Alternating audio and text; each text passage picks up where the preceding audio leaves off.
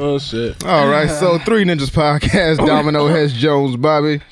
And we are here on an uncommon day. We are recording on a Friday. This will be out on a Saturday. And special guest in the motherfucking building, making his annual appearance. I know, right? Every year that we've done the show, he's been on the show. That's 18, 19, and 20. So yeah, Chris Greene is here. Yep. Actually in the dojo, actually in the studio, not over the phone. Live and in person. And it's cold, super cold. I don't know why the fuck you in Connecticut, but hey, that's on you, brother. Hey, man, listen. And also we got in the building an actress. We have Tamara Austin. Thank you. How are you? Very good. Happy to be here. Thank you for having me. Are you happy to be here? I don't know about like a half hour, but you know, like right now you're good. It's probably gonna change. No, I'm glad. Word. So how's everybody doing, man? Hesh, how you doing, man? I was doing all right until like the last 45 minutes. You all right? My life just fell apart in the last 45 minutes. Came here, I realized I have a big ass hole in my pants. And then I spilled my drink on myself. Yeah. But outside of that, I'm all right. Cool. Yeah, today's gonna be a day. Bob alive. How's your week been, man? How you doing? Chilling. Everything good, man? Yeah. You got the computer working? You good? Everything recording? Yeah. Got the pewters puting? Yeah, I got the Stark Tech. Oh, man. Chris, how you doing, man? Can't complain. You know, trying to avoid from getting more sick. We're more sick. And you come to, well, actually, you're lucky it's not as cold as it should be. Yeah. No, yeah, it got warmer apparently. Yeah. A little bit warmer. Yeah, you got lucky. I don't know if 29 is warm, but you know. I mean, it's warmer than it has been, right? Yeah. Well, no, it's like...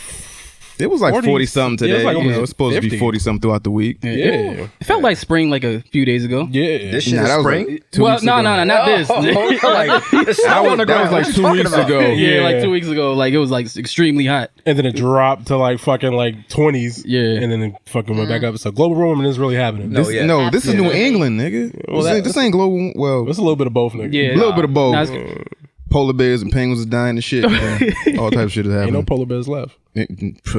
So, Chris, Ain't enough Coke cans. we know why you in Connecticut, but why the fuck are you in Connecticut? Yeah. Why are you here? You know, I'll make my rounds. That's how I do. Word. So it's crazy. I was in LA, left, went back to Florida for the little one, and then came out here, and now I'm going back to Florida, and then I'm going to Atlanta. Damn. Oh, you want to move? Yeah. What you got going on, man? You just, you acting? Hustling. Hacking. Meetings, man. Meetings. So hopefully there's going to be a lot of that going on this year. I had to do a change. I had to get rid of the team and just start all over. Okay. Yeah, you pulled the rock. Listen, man, sometimes you got to do that shit. You see what happened when he did that. Shit, yeah. You see what happened. Yeah. Sometimes you got to do that, man. If people are not on board with the vision, you got to get rid of them. Right.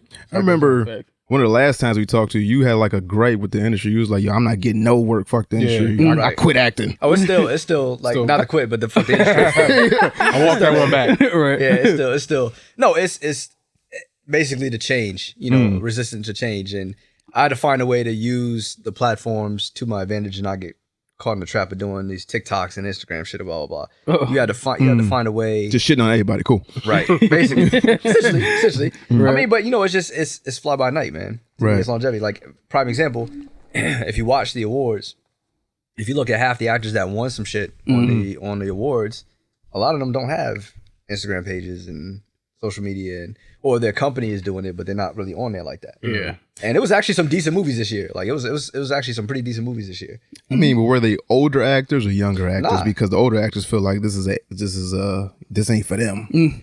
Yeah, It's TikToks and Instagrams. Right. That's what you have the team for. You know what I mean? So it's really just having people manage that. And that way you can focus on what you need to do. I think that's really what the problem was, and I had had to figure that out. Was that shit takes a lot of time. Like the social media, Twitter, Instagram, all that. Yeah. And that takes time away from you doing what you're supposed to do, which is working on your craft and telling stories. And not doing trash shit. You know what I mean? So like cats don't look at it, oh, this motherfucker sucks. Like Tyler Perry. Right. Tyler Perry. Essentially. So, you gotta focus on what it is that you gotta do. I tell people all the time, actors are no different than professional athletes. You know what I'm saying? Like picture LeBron not being in the gym shooting jump shots and just being on Twitter and Instagram all day. You're not gonna go on the court and drop 30, 40 and do what he's doing if he's not practicing throughout the week. You know what I'm saying? He's just gonna go in there and be trash. I don't care how good he is. He's got to practice every day. And it's like that's essentially what we're doing as actors. It's like we have to practice every day and not be on the social media as much. I mean, but the social media and the Instagram and stuff, that is to a lot of people's advantage. Because I've seen people go from, you know, having 100 followers to like 1,000 followers to like being on major movies. Like, I remember watching Fat Boy's first video. Yeah. And then I see him now, he's with Master P and he's doing appearances. He's doing this, that, and the third. What's the other comedian I follow? Desi Banks. Yeah, he's in Atlanta. I remember watching his first video, and now what he's doing, like, you can use this to your advantage. So, Right. But it's just not for everybody. Right. I guess. And that's the thing. Yes, you can create your own character and just right. I think it's different for actors because for comedians, you can have your special niche. You can, I mean, think of like King Bach. Right. You know, like he has his sketch shows and then he brings on other comedians on as well. And then like hairstylists, they blow up because they're providing a service to people. Whereas an actor, you can really be typecast if you're just doing one persona. And I think that can be very difficult if you're not trying to be pigeonholed to be one character type. So if you're really trying to be diverse, you also don't want to show too much of a personality to where you're pigeonholed, but you also need to showcase who you are. I think it's a really difficult position specifically for actors. It's good for dancers, it's good for comedians, but as an actor, if you're really serious about the craft, you just want to be famous, and that's a totally different story. And some people, that's what they want, then that's on them, and that's fine. But if you're more on the artistic viewpoint, I feel it's a bit different in how you market yourself. But social media is a job. It's a lot of work. And I just wrapped on a film that I worked this entire month, and I stayed off. Congrats. Thank you so much. Yeah, but I stayed off social media the entire time. That way I could stay focused on the work. I wasn't... Because it's easy to fall down that wormhole, especially when you see something that's trending. You want to find out why. Next thing you know, you done spend an hour on Instagram or whatever, finding out what's going on. And the other thing I'll piggyback on top of that is the detriment. Like, so comedians, it works, but then when you try to go outside that bubble, like, for example, have you guys seen the Kevin Hart documentary? Yeah. Don't Fuck Us Up? You saw what happened when the whole Twitter shit, and Bryan Cranston was like, "No, I can't do no press with you, dog. You're gonna make me look bad." So, right. and this is your fault. When they was doing that, what's that wheelchair movie he was in? the Upside. The Upside. Yeah. But I mean, it makes sense because Bryan Cranston's like, yo, and he's on social media, but he's like, I'm an actor, I'm not a comedian. Yeah. So if they see me doing this with you, then it's like by default you support being homophobic, quote unquote. So it's like, nah, you can't. But I get you. It's stupid. But at the end of the day, it's like, yo, you messing with my paper. So you're not gonna fuck up my bag because you put some tweets out there and they was stupid 10 years ago. But this is the world we live in. That's the bad thing about social media. Plus, he knows every fucking interview they're gonna do together that's gonna come up, and then he's gonna have to either sit through awkward as hell, or they're gonna try to ask him his opinion about some shit, and he's gonna have to like dance around that shit. So he's like, I'd rather just not throw myself in the situation. I mean, think about like the cast of Roseanne. Everybody was not, or think about like Felicia Rashad, with Bill Cosby, like, Queen. It's when right, exactly, but it's unfortunate when somebody messes up, then the whole team has to take it, or even House of Cards. Like really respectable people due to association, unfortunately, get hurt by that, even if they're not involved, and it's really unfortunate. It's easy to slip up too. We did that whole press run with Birth of a Nation. We had to sit down with the publicist for the film and go, yo, check this out. Any question they ask you about Nate, this is how you get around it. And when you're doing these red carpet interviews, this shit is crazy. Like, I'll do and literally it'll be lined up just like this. And I'll be with Hesh and he'll be like, so what happened with Nate? And then I'll move on from it. And you standing right there next to him and you heard him and you go, so what happened with Nate? It's back to back to back. It's like, yo, you just heard the answer that I No, I'm not gonna answer this question. Right. But it's also their job too, because if they don't ask, but the thing is, somebody will slip up. Like, you'll have 5 or 10 people do that in a row, and then after that, it'll slip up. Hey, that's what I'm talking about. Hey, right there. G bringing pieces? I got you. They ordered that. Have cheese going. We got get that Ninja Turtle meal in. G don't love us that much to order pieces for us and shit. Right? Still charging the shit. G's like, word? G like, word? It's like that? Nah, I like you, my nigga. I swear. That nigga don't love us that much. Hey, watch your food. I mean, he brings us alcohol and shit. He brings us alcohol, but that's not sustenance. That's not gonna. As he's sitting there drinking. As he's sitting there drinking. Right? That's not sustenance. Let me pour I appreciate you. Because this, I had a hard day. I'm hungry. Nah, G did give it us a bottle though. Yeah. That E&J. We drank the whole goddamn thing. Yeah, over like 3 episodes we did. And we should not have, because y'all niggas is I mean, the episodes were pretty good. Y'all, us. That was you. Us. Cool. Heard you. So now, can y'all talk about the project y'all working on, Tamara? Can you talk about the movie you just wrapped on or no? The project name might change, but it is it's a paranormal horror film. I don't know exactly what all I can speak on it just yet, but it is my first lead role. Oh, congrats. On a feature. Yeah, I'm really excited about it. It was a really great team. Nate Boyer is attached. Hold on, do you guys know who that is real quick before? No, I do not. I'm gonna have to Google. Okay. Google Well, it. you can tell. She's gonna tell you who this guy Okay, is. go ahead while I Google. Actually, a lot of vets were involved in this project. They were all fantastic to work with. It made me feel like, dang, what am I doing with my life? Because they all served our country, but right now they're serving on a much bigger scale. One of the vets, his name is Rudy. He was on the project. He acted in it. He is on this project called Project Blue, where they help save the coral reefs around the world. So they travel. Nate Boyer played for the Seattle Seahawks. So I do have the right one. Cool. Yes, Right. yes. Yeah, okay. He played football, and if I remember correctly, he approached Colin Kaepernick when Colin Kaepernick was protesting.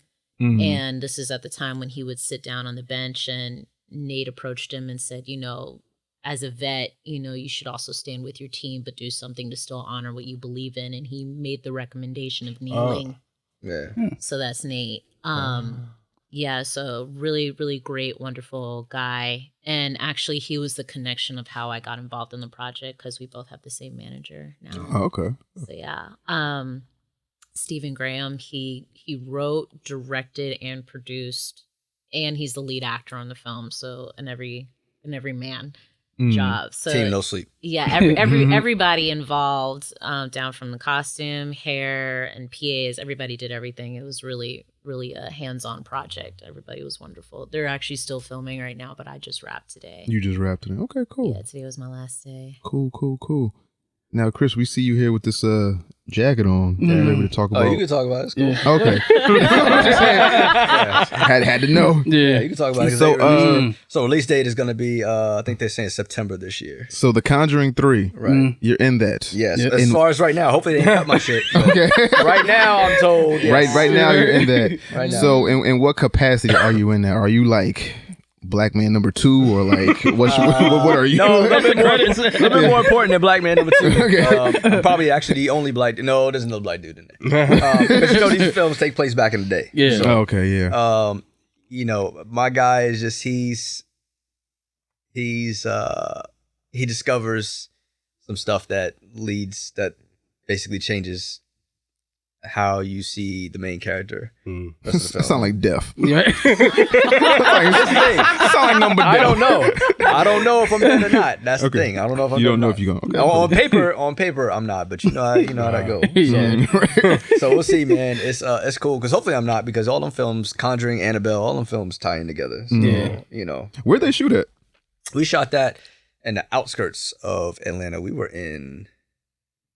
That's the thing. We were shooting somewhere. This is the first time I ever heard about it. But it was past McDonough. So McDonough is from Atlanta, probably like an hour. We were past that. So that's the thing about, people don't realize about Georgia. Georgia's very, mountains and woods. Yeah. And blah, blah. Oh yeah. So you get that look. They right. find these small little towns Mm-hmm. and go from there, man. So I Well, don't that's know the where Stone we were. Mountain. It's nothing but them. Yeah, nah, you don't want to be in Stone Mountain. No, at all. You don't want to be in Stone Mountain. Yeah. They still got Confederate flags over there. Yeah. Yeah. Now, you said that you fired your whole team. Now, what does your whole team consist of? So I had representation on West Coast, and then I had my representation on the East Coast, and then I had a manager West Coast as well, and it just wasn't panning out. You know what I mean? It's like, this is what I want to do. This is what I should be doing, right. and the shit just wasn't coming in.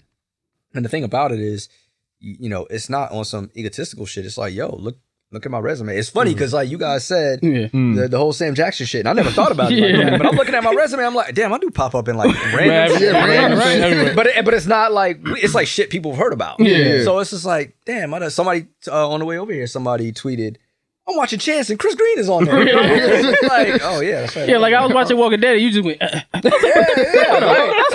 Right. Who that nigga? So it's like, That was a twin. I don't know. What Yeah, died on screen. Goddamn.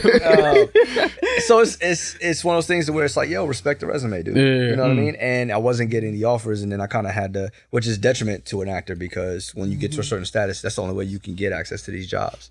It's through the agents, like the high paying, take care of your family and bills jobs. You know what I mean? Question: You watched Aladdin, right? I was gonna bring that up. Yeah. You what? We talked about this in the DM. You remember? She's gonna be the one to talk to you about that. Why not? What's the question? Well, there's an actor up there called Mena Massoud, right? He played Aladdin, The lead in the movie. Yeah, and he said since that movie came out, he didn't get no callbacks for any role. Well, he didn't get it. He didn't even get an audition. Yeah. What do you think it is? I think especially for people of color who are in the industry, it can be really. We can be typecasted. Shut the fuck. No. Because we could really be typecasted though. And for Mina, he's on the show Reprisal, which I also worked on. We never shot together though, but for Reprisal, what I loved about it is a very diverse show. It's very, very diverse. I need to watch that shit, by the way. That's on Hulu, right? Yes. It's on Okay, Hulu. that's what I see. And they dropped all the episodes at once on December 6th. So Okay. definitely need to check it out. I'm gonna check that out. But Mina had just booked Aladdin, and then immediately after he had just booked Reprisal. But the Josh who created the show, the showrunner, he did not know that he was involved with Aladdin, and Mina's team told him like, "Hey, is this going to be a conflict of interest because this is a kid show?" And Reprisal's like, you know, it was really grotesque. But he was like, I don't care. Like, you know, he's a good actor. Unfortunately, in our industry, sometimes it can be really typecasted. And because now he's been involved with Disney, he's in this Disney world, it seems, perhaps. And it might limit him. And then he might also have a price tag over his head, like, oh, he might be too expensive. That was my argument. I was saying maybe it was his agents going in there like, look at this. My guy was in Aladdin, made $1 billion. Like, it's like, oh, fuck that shit. If you think back in the day, during the whole Twilight saga, Taylor Lautner didn't work a lot after that. But I think his reps were also going in with a high number. And then he was also probably being picky about his job. But I'm also not in that situation to know behind the scenes what exactly happened. Sometimes you just don't know. But for Mina, I know from reading from his interview is that he wanted also more diversity in his roles, not just to be a Middle Eastern guy or a terrorist. You know, he wanted to. Hesh was right. And that's the thing, actually. He did. For the show Reprisal, Mina even stated that he was a wild card audition. So it was actually any ethnicity, but primarily Caucasian. And then when they didn't necessarily find, they would throw in one wild card, so one of any ethnicity. And Mina went in, he did his job. He did a beautiful job, obviously, where he got the role. But it wasn't specifically geared towards Middle Eastern. It wasn't specific. So that's what Mina is fighting for, as well as a lot of us. You know, I'm really blessed in my career to say that I've had pretty diverse roles where it's not race specific. Some are, but not everything. You got to understand too, when you to that, when he booked Aladdin, just like Tamara said, it's like you finish a job, it's on to the next one. So people forget that. You know what I'm saying? The shows may come out and it's just like, oh, well, you worked on Reprisal. It's like, no, I did all that kind of at the same time and they came out at the same time. That doesn't mean that I'm working regularly. You know what I mean? It's like people forget that aspect because it doesn't take us, you know, a year anymore to shoot films. You know, unless you have various locations that, you know, you doing. Right. 5 days. You need 5 days. 5 days. Or 3 weeks. 3 weeks for a series. That's all I need, B. Right. Well, I said all that and they was like, nah, he just fucking up. I was like, because my whole thing was I didn't want to put it more so on his race. When you said he's not getting auditions, I said that's more so on his management and his team more than it is on him. It's a little bit of everything because it's like Tamara said, his team could go in and go, yo, he won't work for less than this. That's what I was saying. And it might be a gig that he wants. But he was like, nah, this is race. That's why he ain't getting auditions. I'm like, some of that as well. And then I was like, his acting stuff, like, was he that good in that Aladdin where it was like, hey, I could put this in front of y'all face and be like, hey, I did Aladdin. That's why I should get this, that, and the third. Because I was actually shocked. I saw him in Reprisal and I was just like, okay, this dude did a complete 180. It's a totally different role. And I think that's sometimes the stereotype with casting is that they just see you in that one right. thing. Right, yeah. You know, to where they're locked in. And again, just like we just talked about with Instagram, you know, it's hard what you can put out because then like that's all people see and I can't see them in another role. Right. That's why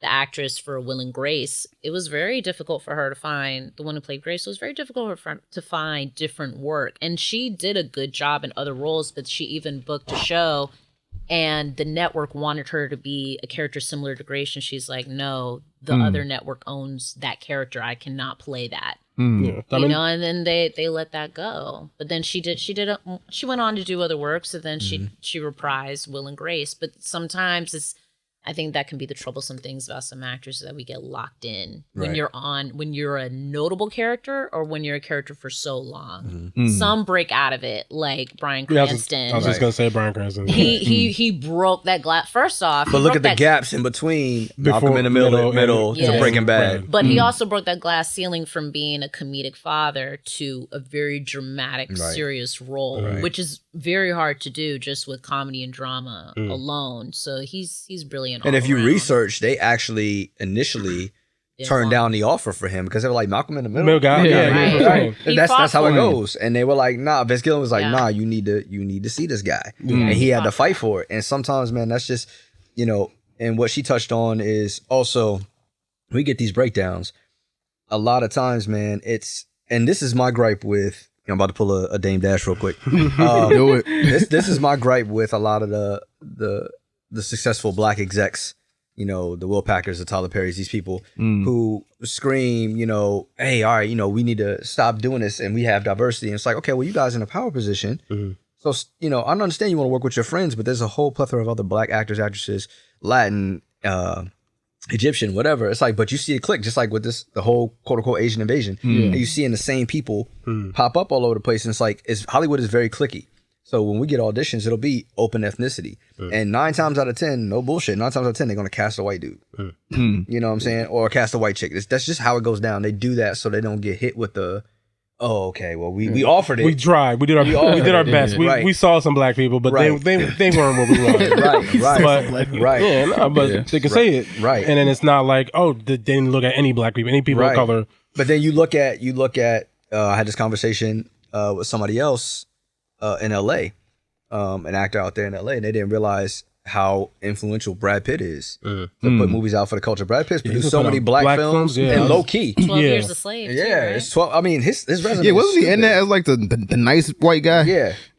Well, no, but this is something that just came out. He was part of. Yeah. Oh, he did the Quentin Tarantino shit? No, When They See Us, I think he was like a producer or some shit like that. Brad Pitt? I think it was. When They See Us, he's produced a couple of Ava's. Yeah, that's what I'm saying. Oh shit, that nigga down with the swirl? Yeah. So where Brad Pitt? I'm fucking with Brad Pitt now. You know, I mean, but that's the thing. It's like he's behind the scenes. He's not broadcasting. Yeah, because he's like, yo, I want to tell these. And the fact that he adopted a black daughter, it's like, you know, he's talked about that when they finally asked him in interviews. He's like, it's contradictory for me to teach my daughter about diversity, and I'm not producing. I'm in this position, and I'm not putting out that content. Lead by example. So he's just doing it. He's not like trying to make it about him. He's like, I'm gonna just produce this stuff.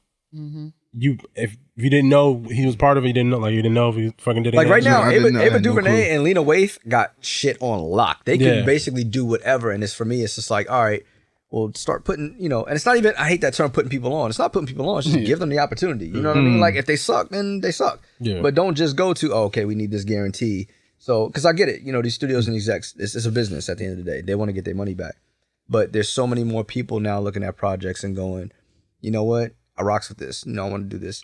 Todd Phillips talked about how much shit he got when he approached Warner Brothers. It was like, okay, I want to do this Joker film, but I don't want to do it like this. I want to do it like, and they was telling Todd Phillips like, all right, the door's right there. Peace. And now these execs coming out. We always believe in the product. No, you didn't. You did it. That made $1 billion. We believed in it from the beginning. The budget's so That goddamn low. was such a beautiful movie. Yeah, it's one of my favorites. One of your favorite movies, like for nomination season this year. That was, I believe, Best Picture. The writing was impeccable. I love that it touched on so many metaphors. The subtext with mental health issues. They touched on economic class issues. I mean, just so much. I love that the lead love interest was a black woman, and they Zazie. did not Shout out whitewash Zazie. I her. love her. They did not whitewash Do you know her. Zazie? Either of y'all know Zazie. No, I I have a did- degree of separation though. I didn't work with her. Well, she has an extra one now. I didn't. So in Atlanta, we didn't work together that first season, but we kicked it at the rap party. Okay. And she's really nice. She's really sweet, man. And I knew like once just talking to her, I was like, yo, she's about to blow up because she was just like, I'm about to go get it. Listen, like, I'm I not go playing by the no name of Domino. She played Domino in a movie. We have a synergy. All right.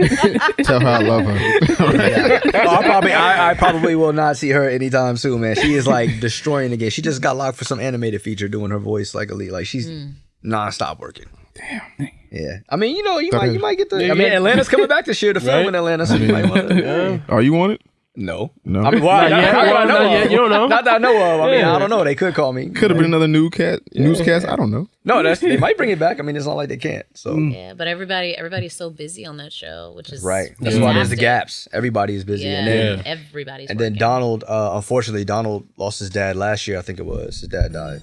Oh shit. Yeah, a lot of people didn't know that. So between the baby and then his dad dying, he has it's not newborn now. Baby's probably a year.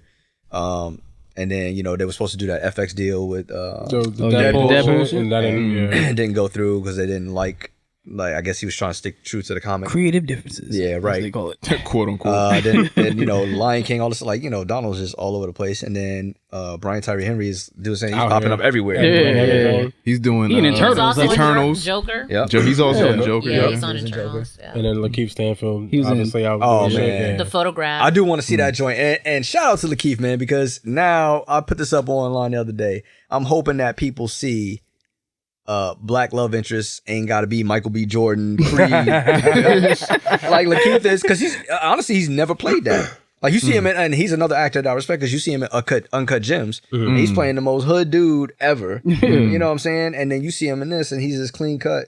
You know what I mean? For him, love interest. And I hope he kills it, man. Because if he doesn't, I'm really surprised Lakeith be getting work because he be wow. Yeah. Like outside of it. Like I think he's like a flat earther. He be rapping. He be doing all types of shit on the internet. Charlamagne did shut him down on the rap though. Yeah, he did. Wow. Yeah. He just he's a free spirit. He's but that shit don't work all the time. No. That's true. It's a little weird. Yeah, it is. Now, Tamara, what's your background in acting? Where you from? I'm a military child, so I'm from everywhere. From everywhere. Just Everywhere. I was born in Misawa, Japan. And Oh, shit. It's Japanese.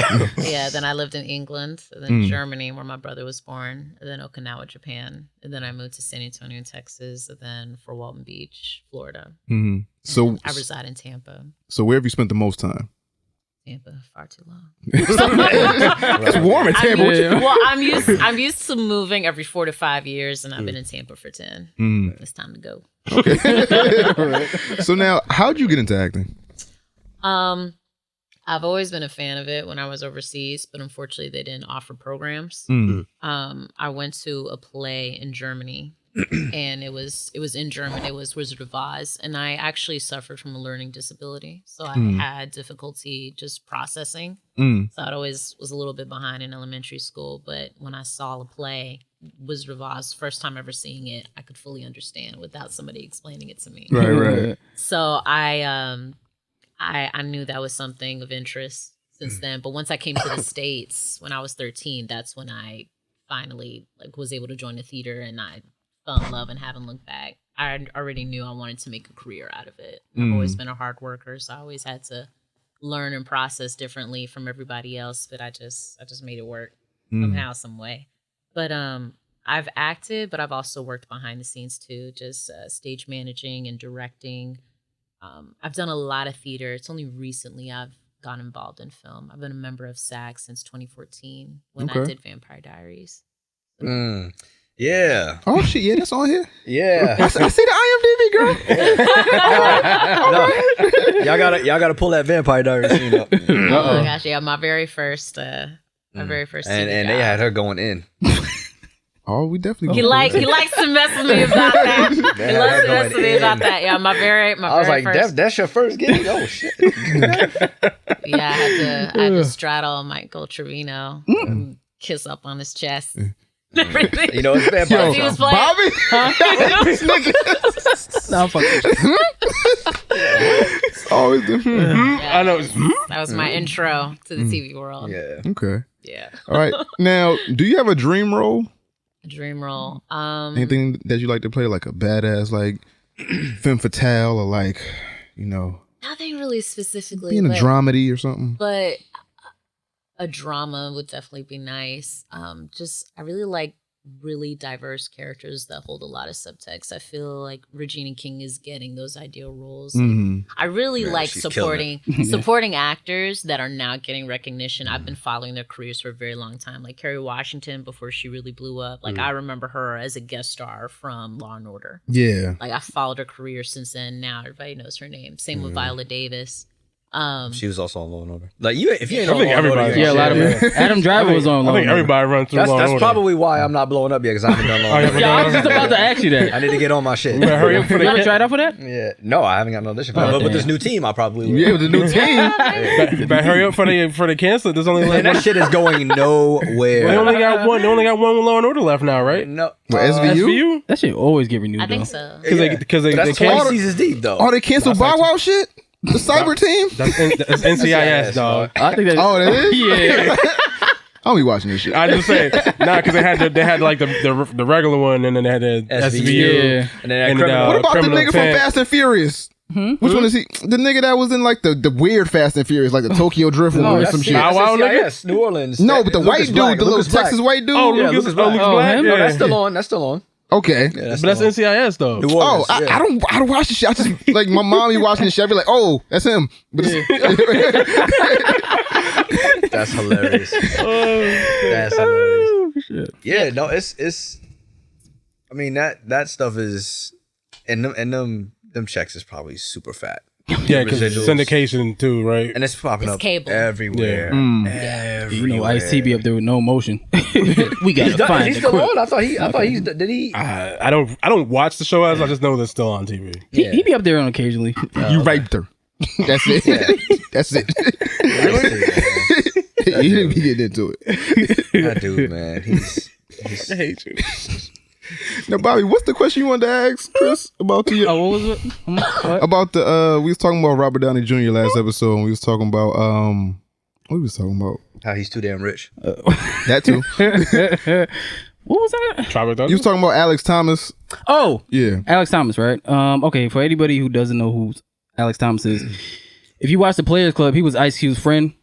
You know, the one that was gonna get the all right. So come to find out, he's in a lot of shit I didn't know about.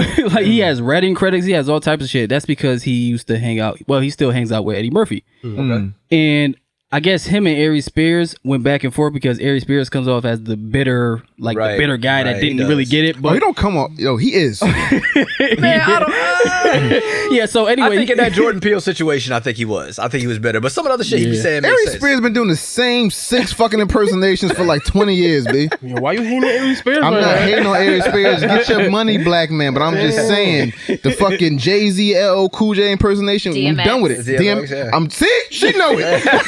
See, I'm done with it. That's my doppelganger. Respect, nigga. this is a dog. No, no fucking Aries Spears. I'm put more respect on you than that. But his impersonations really be on point. No, they be on point. They Be on point when you practicing for fucking 20 years. Of course. This nigga be fucking Denzel in 20 years. Where all this anger for Aries Spears come from? Ain't my no, nigga? It's built up. I don't have no, yo, you ain't gonna add it to the list of niggas I hate. I don't hate Aries Spears. I don't got a problem with Aries Spears. I'm just Don't saying. sound like Harry it. Spears, please take care Change of it yourself. up. I know you're not older, but you might be on Dom's hit list. So. Yo, Aries Spears dies. Yo. I'll put these paws on you, bro. Get you out of here. Here he got them elbows on him. I'm just saying. No. Hey. Yo, this might beat him up. Yeah, like Zoe. Wait, what happened? Oh, this dude, Zoe from Corey Holcomb's. Yeah, that's what it was. 5150 I shit. thought it was Corey Hogan. No, he but got in a okay, fight with cool. him? Yeah. No, not him. He got in a fight with his co-host Zoe. He Yeah. kept saying like light skin jokes, and he just went off and hit him with the bows. Like, Oh, wow. Wow. Threw them bows at him. The beige rage kicked in? right, Hey, yeah, Waffle color war. all right. But Alex Thomas, right? All right. Come to find out, he was in the Castaway, Okay. and I never knew he was in that, but he still gets residual checks. Oh, yeah. They play that Well, you said they cut his scene, right? Or some shit? Yeah, they couldn't see. So, how would you feel about that? because he thought since he was going to be in this film, he thought his life was about to be different. So he bought a tailor-made suit. You know, he went to the premiere, and then come to find out his scene got cut. That shit got to find out. It's the worst. That's the worst way to find out when you find out. I have had that happen. Had a scene get cut? Like, No, look right here. It's coming. Nothing. Wait, hold on. That's why you don't. It's a lot of actors heartbreaking. won't tell any. That's the thing. It's like people get mad at me all the time, and I'm like, I don't say shit. Like even with The Conjuring, I just said it, but I'm like, you go to the theater, and that shit get cut. I will go watch it first, and then I'll tell everybody, hey yo, just that way I know I'm in there. Right. 'Cause I've had it happen before too, and that shit is the worst feeling, man. When you sitting there, you're like, yeah, it's coming up, and everybody like, where you at? And it's just like, nah, what happened was director's cut. You know when I feel confident about it is when I go in for an ADR session. Yeah. When I'm literally witnessing, and then I have to do the voiceover for it, and then I'm like, okay, well, I'm good. I'm good here. Yes, absolutely. Oh, you have to explain that that or the for trailer. the listeners. Yeah, who don't know what ADR is what does it stand for again? automated. Oh wow. Hold on, Really? hold on. It's just terminology we use. I was about to say audio direct. That's what I thought. I was like, Audio digital No, recording. it's automated dialogue replacement. Thank you. Jesus Okay. Christ. Yes. thank you. ADR. Yes. So yeah, they basically just have learning. you go in like and this. in a situation like in a studio like this, like they'll have a TV screen and they'll play back and usually ADR will happen if like you're on location. So like if cars are driving by, or people, they'll have you come in and Redo the shit. Okay, Yeah. that's like Hugh Jackman. When he was Yeah, doing when the Wolverine Logan, shit, he was doing that shit. ADR. He was doing that. Okay, all right. Yeah, that's exactly it. Is that hard to do? Because it's like No, you have to, he went overboard. I wouldn't do that shit. Well, not that Hugh Jackman, but just like you have to like recreate the thing. and that it's you hard, did. man. It's hard. They're actually professional voice actors that do that. Ross from Walking Dead, he does that. Okay. He's a series regular on Walking Dead. Of course, he plays Aaron. He's the guy that's also in. He replaced Hugo Weaving as Red Skull. Yes. Oh, okay. Oh, all right. He's amazing at impersonation. Oh, his impersonations is on point. He's good. phenomenal. Who's Betty? at it. Him or Ari Spears? Oh, by far he is. Okay, cool. He's more very versatile. diverse. He's Yes. more versatile. Yes. he's gonna fuck But you he'll up. go in and I'll he'll fight Ari Spears. He was telling me he'll do Brad Pitt and John Malkovich sometimes, quite often because either They're not they're busy. really they're unavailable. Oh, so he'll just like yeah, take the place of somebody. he'll do their ADR Oh, for shit. them Oh, because okay. they're off shooting something else or they're shit. busy and he's available. Then he'll do it Right. if he has off time. Because like if he's not in one episode of Walking Dead, then he has 2 weeks off, Right. so he can you could go. go do some He voiceover. can go work to and shit. Europe and travel all So over. you're He can just go getting that do series ADR. regular money. Right, just The money your homeboy is talking about that might change his life. So we're not quite there yet. We're not quite there. So you were saying he was. You were asking about how you feel about getting cut or the residuals. What was your? Well, I know you like the residuals, but just the whole thing, like just the whole thing. There's, of getting hold cut. on, It's like, hold on. Clarify. There's no liking. We love residuals. I know, I I like it. was like, hey, I'm just saying That's to our bread and butter. how I eat. be credited in a movie like that and to not be in it, and you told your family, "Oh, I'm about to be the castaway with Tom Hanks. This is about to Listen, change my life." Fuck all that. We going to Sizzler. Fuck we in the movie. You don't see me on screen, but we going to Sizzler. Right. And here's the reality of it. Unfortunately, man, is if you're not what they call top of show, Yeah. you're really or above the line for movies. You're really not getting that much bread. Like all these actors it takes to make a film, we essentially get minimum wage, which in the grand scheme of things is a lot. When somebody goes, "Oh, you got to pay all this money to only work for a couple of weeks," but then we got to stretch that shit out for 6 months. Right. Yeah. So it balances out. Like we don't get checks every 2 weeks. Like the residuals don't come like that. As soon as we finish, we got to wait a year Oh yeah. because the film's got to come out. Yeah. It's got to be shown. So unless you're somebody that's getting contracted like a Brad Pitt, Will Smith, Denzel, these cats, and then they getting the back end money, you're not making. It's the 1%. Like any other job. It's or like a series regular. yeah, or a series regular. It's like if you're not First constant. constantly working. But the downside to that is when you're a series regular is that's why so many actors want to get that on TV shows, but you want to be on a good TV show because you now at that point you're locked off. You can't do anything else. So you have to right. make your money through that. Right. But also it's one of the catch-22s because if you do it too well, Bryan Cranston, then it's just like that's why he's not doing TV. He went to do stage. He's doing films to kind of split it up because the next TV show everybody's gonna be like Walter White. Yeah. Again, locked into that character type Yeah. based on perception. I also think that, well, for series regulars too, on contract, a majority of the time, you are on the show and you're only allowed to be a guest star on another show. Right. But they still have to contact the network. Right. Because it can't be anything like the character that you portrayed. Right. So it's still a constant battle with your team. Well, with production, like, okay, so can I still do this other role if I'm doing this show? So you're really kind of locked in to a network once you're a series regular. Yeah, once you sign that contract, like it's a wrap. Okay. You stuck with them for however long until. But, you know, that's where as an actor, and you know, same thing with the social media shit, it's like you use that to your advantage to where you can make moves. Like if you become popular on the show, then it's like the show kind of will start to work around you.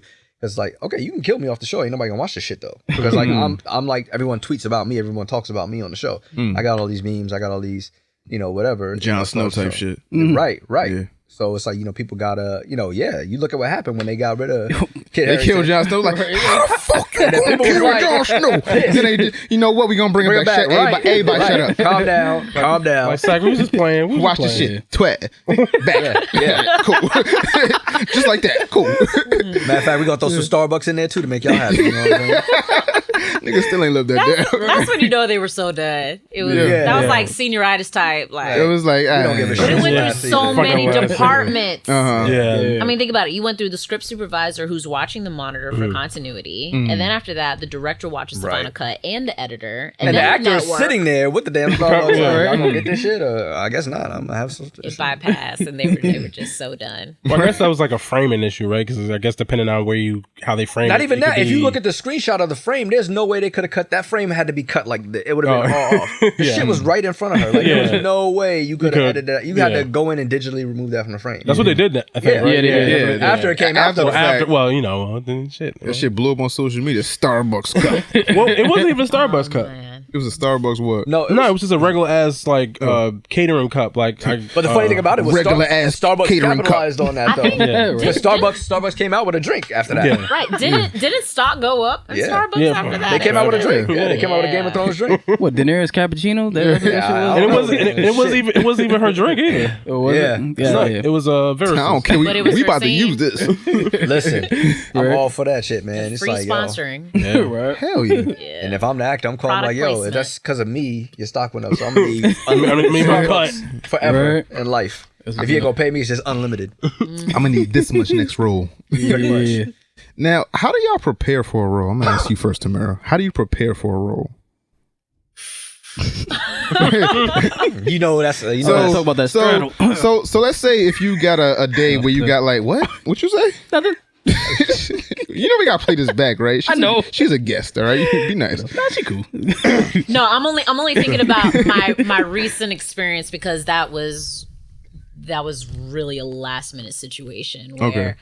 I finally signed with this manager and literally like probably 4 hours later I got a call that to audition for this, and then 3 days later I was flown out here Okay. and then filmed for a month. So I didn't get as much prep time as I normally would have liked. So I had to do things a little different. And I think sometimes for actors, especially because when we get auditions, we're limited on our timing.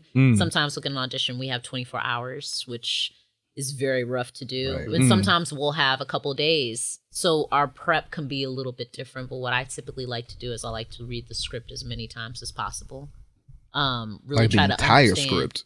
If I get the entire script. Okay. But most of the time when it's an audition, it's just sides. And sides are typically just a scene or two of mainly what highlights the character's essence. And Okay. they just want to see, can you showcase that? Can they believe what you're portraying?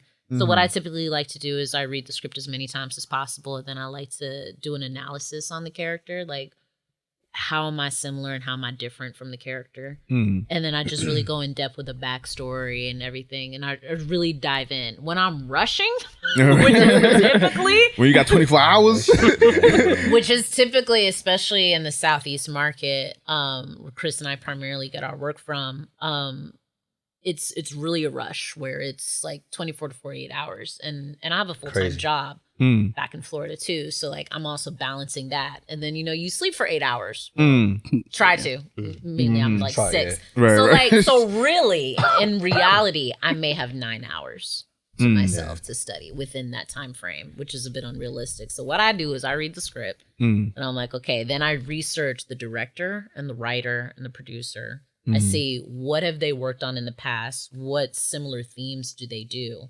Like if the writer has done a project that has been within the same genre, then I am familiar with their style. So I'm like, okay, so I kind of have an idea of how they like things played or what themes they like to tend to gravitate towards. That way I know like, okay, are they really witty with their words? Are they bouncing off each other pretty quickly? Or are they like, do they like their moments? Do they take their time? Right. Everybody's different. So it's really nice to study people's work, especially when you really have the time. But I like to do a backstory with the character first. And then I also like to do a moment before, like what's occurring with the character before the scene even occurs. So because casting directors get like 1,000 auditions sometimes, and they're also limited on their time too. They also have a job to do to submit it to production for who their top people are. So when their time is limited, they're seeing the same people over and over when they're pressing play, just the first line out. But if you're pressing play and your audition is you're walking into the scene and you're noticing and taking in the environment, you're in a restaurant, you're acknowledging the people next to you, then you look over and then you speak to the person. That's a lot more interesting, you know, because there's you see where that character is. So if I'm rushing, I always make sure I have a moment before. Okay. I always try to do that. And then have that relationship with who you're talking to. So again, if I'm rushing and I don't really relate to what the script is how am I fulfilling the obligation to who I'm talking to? And most of the time, majority of the time actually, because I also put actors on tape as well and I coach. And majority of the time, if you can get those things down, you're always guaranteed to get either a callback or really good feedback or you book it. It worked almost every time. So those are rush. That's a rush, yeah. Which is a majority. It's expedited. Yeah. It's just crazy. Yeah. What about you, Chris? What's your Zen mode when you gotta get into a role?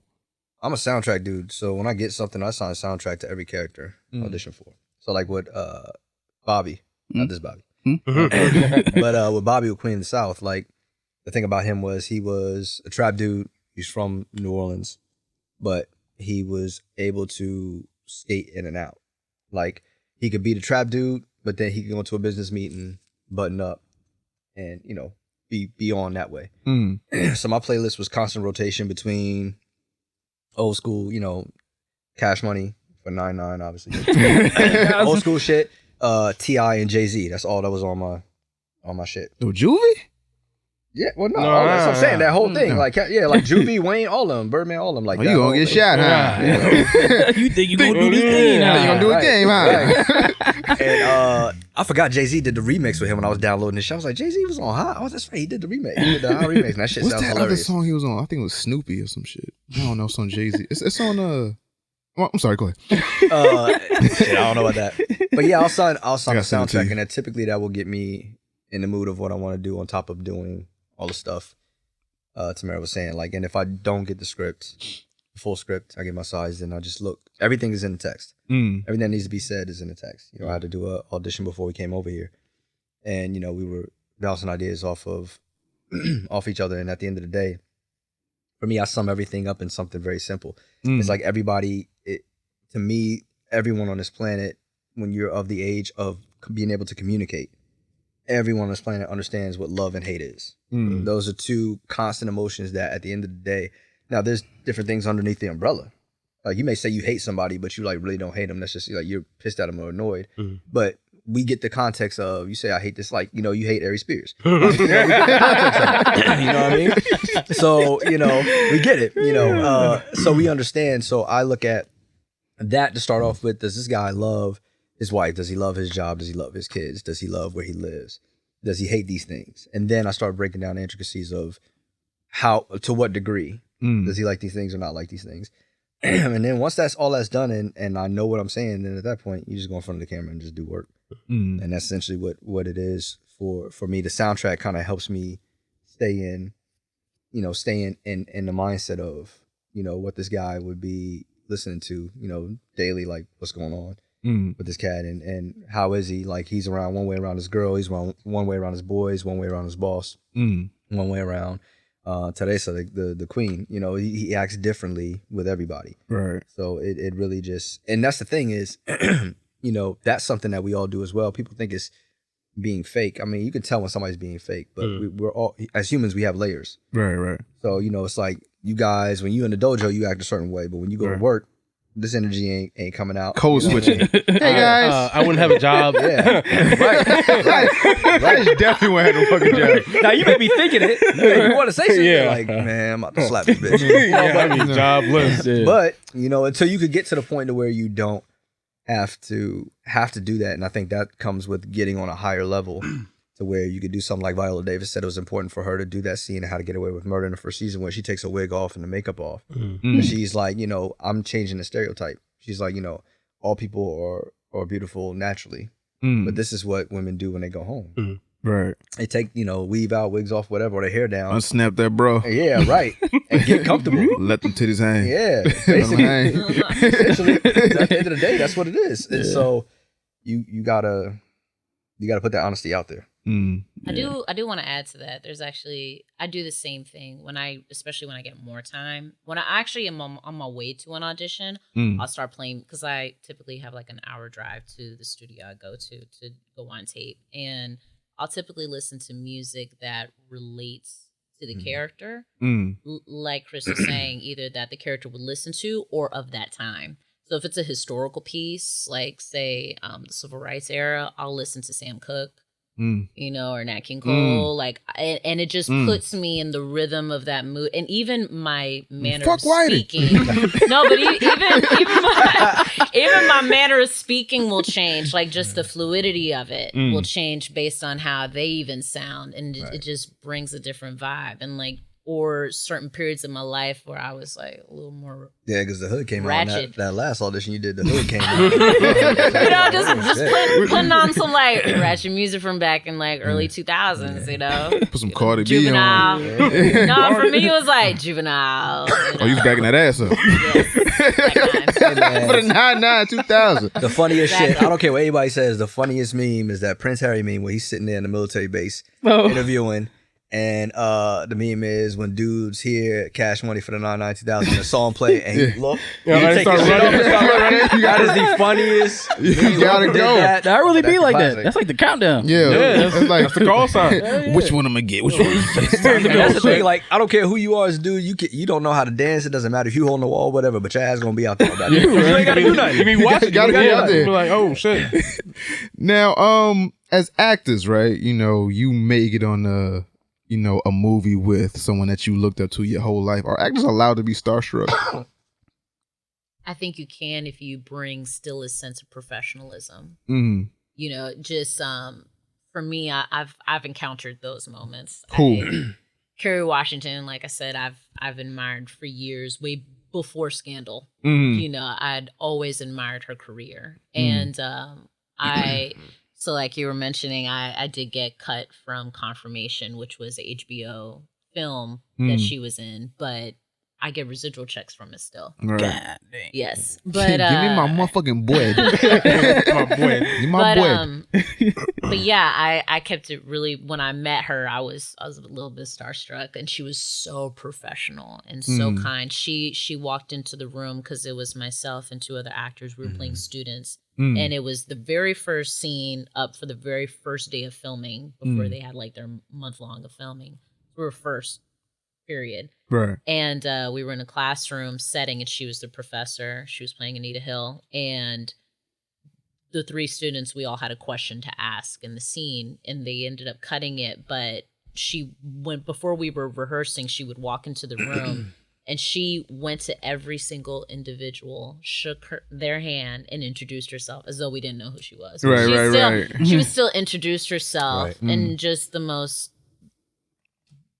just glamorous way. Right. Just So that was your fantastic. one, just Kerry Washington and no. I say, yeah, you run into a couple people. No, but she was the first. Okay. Felicia Rashad, and then 6 days later, Oprah.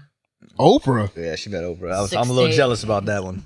Literally less than a week. So I could have died. So and just gone to heaven right you met then like and there. top 3 black women. So you met Felicia Rashad and Denai Oprah. Guerrera. Yeah. So Denai, I worked in a scene with her oh shit, in Walking Dead. oh, you Yeah. be out here. Yeah. So But Felicia Rashad, what was even more nerve wracking was that I did a scene, and it was for David Makes Man, which is on OWN Network. That's how I got a chance to meet Oprah later. Yeah, because she's producing on that. Yeah, and it's a funeral scene, and which I'll show you guys later. But it was a funeral scene, and my son died from a drug overdose, and it was choreographed. It was performed beautifully, and Felicia Rashad is up on this bit of a balcony, like staircase balcony, and she's watching this funeral scene. It's a dream sequence too. Okay. She's watching this funeral scene, but she also has a monologue in the middle of it.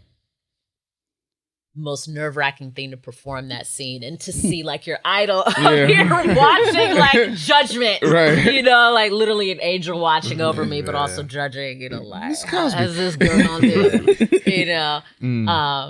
But it was oh my gosh, it was everything I could have wanted and more, because it was the most powerful scene I'd ever been able to perform on screen. I've done a lot of theater, and I do a lot of characters that have a lot of depth.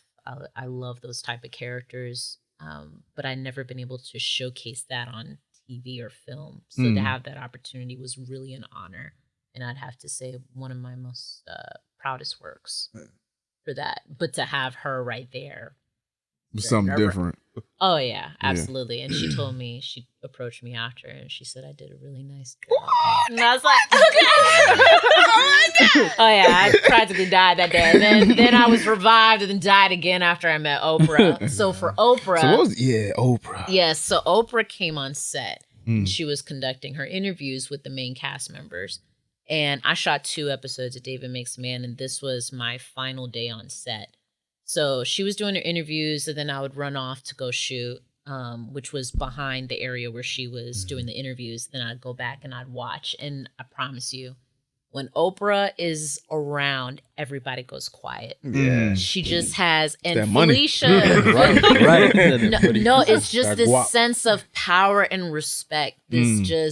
This queen royalty. You know, Stop both. playing. You know, Oprah from the shot. You better stop playing. Yeah, No, Shot Town. but Oprah and Felicia both had this essence about just a high level of respect. You know that, but it was just different entities, and it was just phenomenal to be around both of them. It was incredible. But for Oprah, she was doing her interviews, I was doing my scene, and I walked by and I heard she was done with the interviews, but she was still going to watch the scene that I was doing. But I wasn't really involved. I was like off to the side. So it wasn't like the other day with the funeral. That was an extreme scene. But I'd heard that she had watched the dailies. So she had already seen the funeral scene at that point. And I was like, oh my gosh, like, I wonder what she thought. Right. So I'm walking by and I see Oprah in an SUV, and the window's down, and there's a security guard right in front of her. I was like, I don't care. I'm gonna make my peace. Like, this is not an everyday chip. Right. I walked straight up to the car and I leaned my hand over and I said, Miss Winfrey, hi. She was on her phone typing. I said, Miss Winfrey, I just wanted to say thank you so much for coming. And she looked up, she's like, oh, I know who you are. And she took off her seatbelt. She opened the door. She gave me the biggest hug. And I have never said this, and I didn't realize it until after that moment. But when she hugged me, it felt like my late grandmother hugging me. And I've never felt that way about anybody.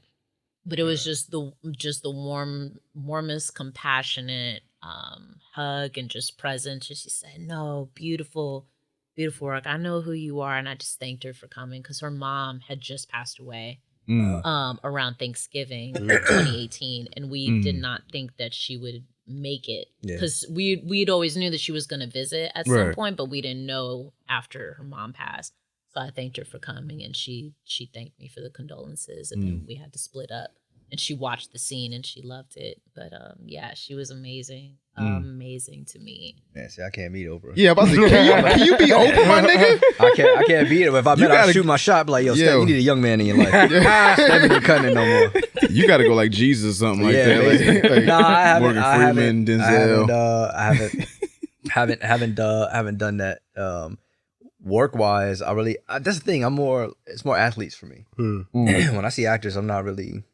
Like, obviously, if I got to Is work it with like Denzel like you feel like you better than them, or no. At the end of the day, they are like on set, they are coworkers. You know what I'm saying? Yeah, so it's like yeah. that's the professionalism she's talking about. Now, if I see you outside of that, then that's a different story. It's like I feel like that with podcasts. I'm like, I ain't fucking with you. Yeah, Nah, not at all. Angry, But I've also not be been angry. in that position. You know what I'm saying? I've not been in that position. Now, the Image Awards, when I went to the NAACP Image Awards, that probably was.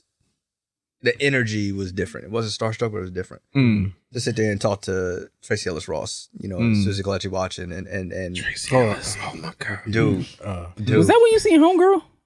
Susie from Galetti Empire? watching? Taraji, yeah. Anyway, No, the other girl. Nah, who? light skin. oh yes, Yeah. that red carpet. Okay. Grace, Grace Byers. What's going on? Grace Byers, yeah. That's what I was see a saying. double take? I will say this though. I will say this. It's, for me, it's more about meeting. I become fans of actors that I meet, that I respect their work, and they're mad cool. Like Milo Ventimiglia was probably one of the coolest dudes I met from Heroes and This Is Peter Us. Petrelli. Yes. Oh, And This okay, Is Us. yeah. I was on the red carpet. That's who was standing next to me on the red Yeah. carpet. We sitting there chopping it up, man. I was like, yo, congrats on This Is Us, man. You know, I was a big fan of Heroes, blah, blah. Mad chill. I see why he works. Just real chill. Nothing really fazed him. He was sitting there, and it was great. And, of course, I had to do the double take. But if you notice, if you watch, I'm trying to put you on blast, Milo. Sorry. If you look at it, he peeped over a little bit, too. He was, You know what I mean? hey, Grace is on point. But I think as far as, like, sheer size, and I've said this before, brief encounter with The Rock. So, you know, you better be glad that we ain't that tight, 'cause I would have called him on your ass. Yo, that's one person I love. He came to that. If you love him, why you kill his dad? He came to the Image Award, and this was before. Don't you put that on me, Ricky Bobby. Right. Ricky Bobby. This was before. I think this is 2016, so he might have been shooting Jumanji, you're probably right. Fast. This is like he was a little bit slimmer. He wasn't as big. When the fuck has he never been big? I'm sorry. Well, go ahead. I mean, this is your story. I'm sorry. Right. Go He's ahead. not like he is now for this Black Adam shit. He was Yeah. still doing Ballers. Yeah, so he was still sizable. And here's the thing, man. Like, you know, I'm at most a solid, 6'1". Right. This dude, people forget how big The Rock like is. Like 6'4", he's like, 6'5". No, he's 6'6". 6'6". Yeah, The Rock is 6'6". And when Michael I say Jordan? This nigga. When I say this dude is every bit of like 270, 280, it's no bullshit. When he Nah, came up, You like, gotta as he gotta started shoot walking, him. as he started walking, like he came into the event, and I was talking to Michael T. Williamson, who Bubba Gump. That's what everybody knows. Oh, him yeah, from. yeah. Oh, okay. No, Yeah. OG acted like dope, and we were chopping it up. You raggedy bitch. Right. And he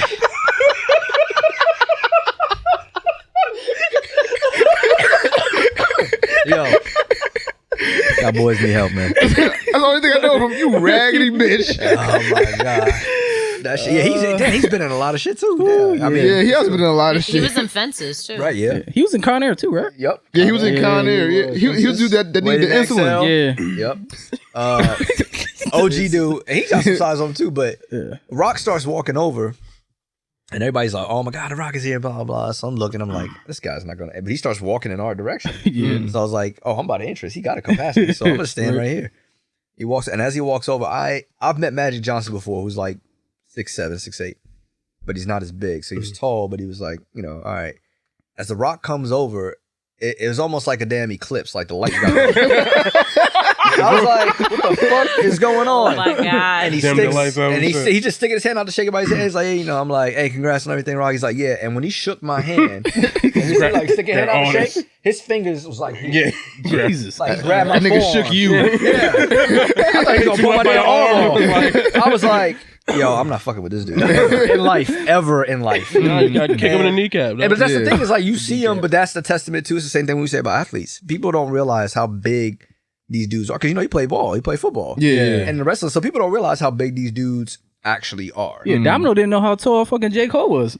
Yeah, we saw that. I said the same thing though. I thought J. Cole was all of like 6'1", 6'2", but when he hugging LeBron, he like face to face. I'm like, yeah, well, he played ball. Like, yeah, no, he played. But, like, I thought, like, he could have. I mean, maybe not go listen, pro. I but understand, but it's like rare for rappers to be that tall. We used to like 5'8", 5'9". Game's Like, tall. How Game's tall pretty is 2 tall. Chainz? like he gotta be pretty tall too, yeah, because he 6'4", played ball something too. like that. I know Method Man's tall. Method Man's I know like fucking 6'4". 2 Chainz is tall, Yeah. but it's like we used to like 5'7", 5'8". Look like Plies. Not about we used to like Mob Deep niggas where it's like, yo, these niggas talk about all this gun busting and killing the whole hood, but they like 5'5". Yeah, like Styles P. Yeah, like but Man, Styles listen. P will stab you. Yeah. somebody got to poke him. Quick shank, real quick. These guys are pretty big, but that's also the hard part for the ladies, because when you're casting a lead man, like they want to cast a big dude. So now you have this problem of, okay, we can't cast an actress who's under 5'8" because that shit's gonna be like this. Right. So we got to figure out how to do that. So it becomes a thing of, that plays a part in the casting as well. Can't just use an Apple box like Tom Cruise. You can't. Well, here's the thing. You need to be Tom Cruise status. Right, To be acceptable. Because he used to do that with Nicole, him and Nicole Kidman when they did Eyes Wide Shut. He had to stand up. She's like every bit of 5'10". Yeah, she's like model status. Yeah. So you have to. But again, you got to be Tom Cruise status. You know what I'm saying? At the end of our auditions, we do a slate, and typically a slate is stating like our name or what agency we're with, but we also state our height. That way they know. And then And they'll don't bullshit zoom in that. and zoom out. Because they will, like, Because you get on they'll set, measure your ass. motherfucker, you told me you was 6'8", and get your short ass out of here. They will not play. They'll not play no games, man. They will not play no games. And I'm glad, because like on Conjuring, the lead actor, the lead kid actor that I was opposite of, they were very specific when I did that audition. They was like, please do not lie about your height because you're going to be in the scene opposite. I'm like, yeah, this motherfucker. And he's lanky though. He's every bit of 6'2". Like when I stood next to him, I was like, yo, you skinny, lanky motherfucker. Is that like a framing issue type of thing? Is that what? Yeah. Okay. Because It if they're can shooting cause a profile lot. shots, your eye is not going to adjust to it. So like if you guys ever watch, and what they'll do is, if that becomes an issue, but they like the actors, they always shoot it in a close-up frame because you can't really tell the height How at that tall you point. are. Oh, yeah, yeah. But when you widen it out, you're gonna look at that shit and be like, something is off. Like something That was like with The Rock and Vin Diesel? no okay. Chadwick Boseman and fucking in Baku. Where it was like, Yeah. it was like, he was yo, a big motherfucker. they It's shot different. up because Yeah. Chadwick Boseman's like 5. Bane. It's also a power thing too. Right. Yeah. It establishes the metaphor of who has the power. So it also it brings a lot to the energy with the framing, with Right. how they angle the camera for Right. that. They could really dramatize it to show Right. that Right. a sense of dominance. Right. So that's also that whole a factor. Tom Hardy shit. People don't realize that Tom like Hardy is short not as fuck. tall. Yeah, he's he's not short at as all.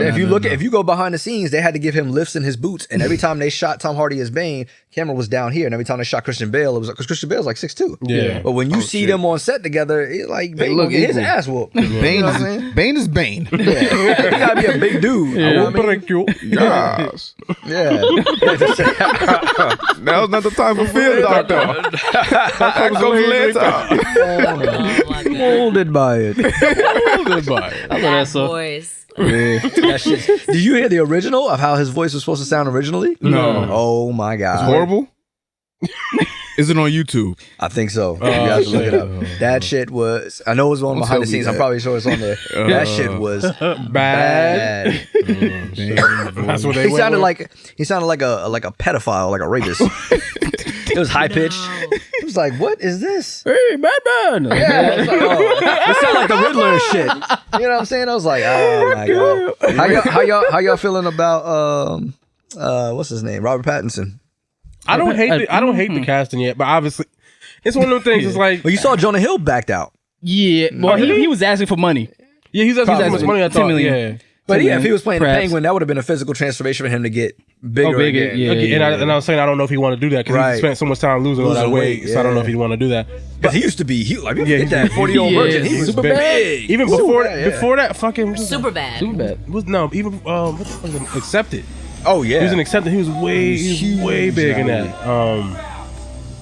Are you trying to listen to it? Yeah. I'm trying to listen. Where's Bane? I don't know who this shit. Did you type it like the original voice? Yeah. Yeah, but Undubbed. I don't think that's it. Yeah, I think that was the movie clip. At least you can talk.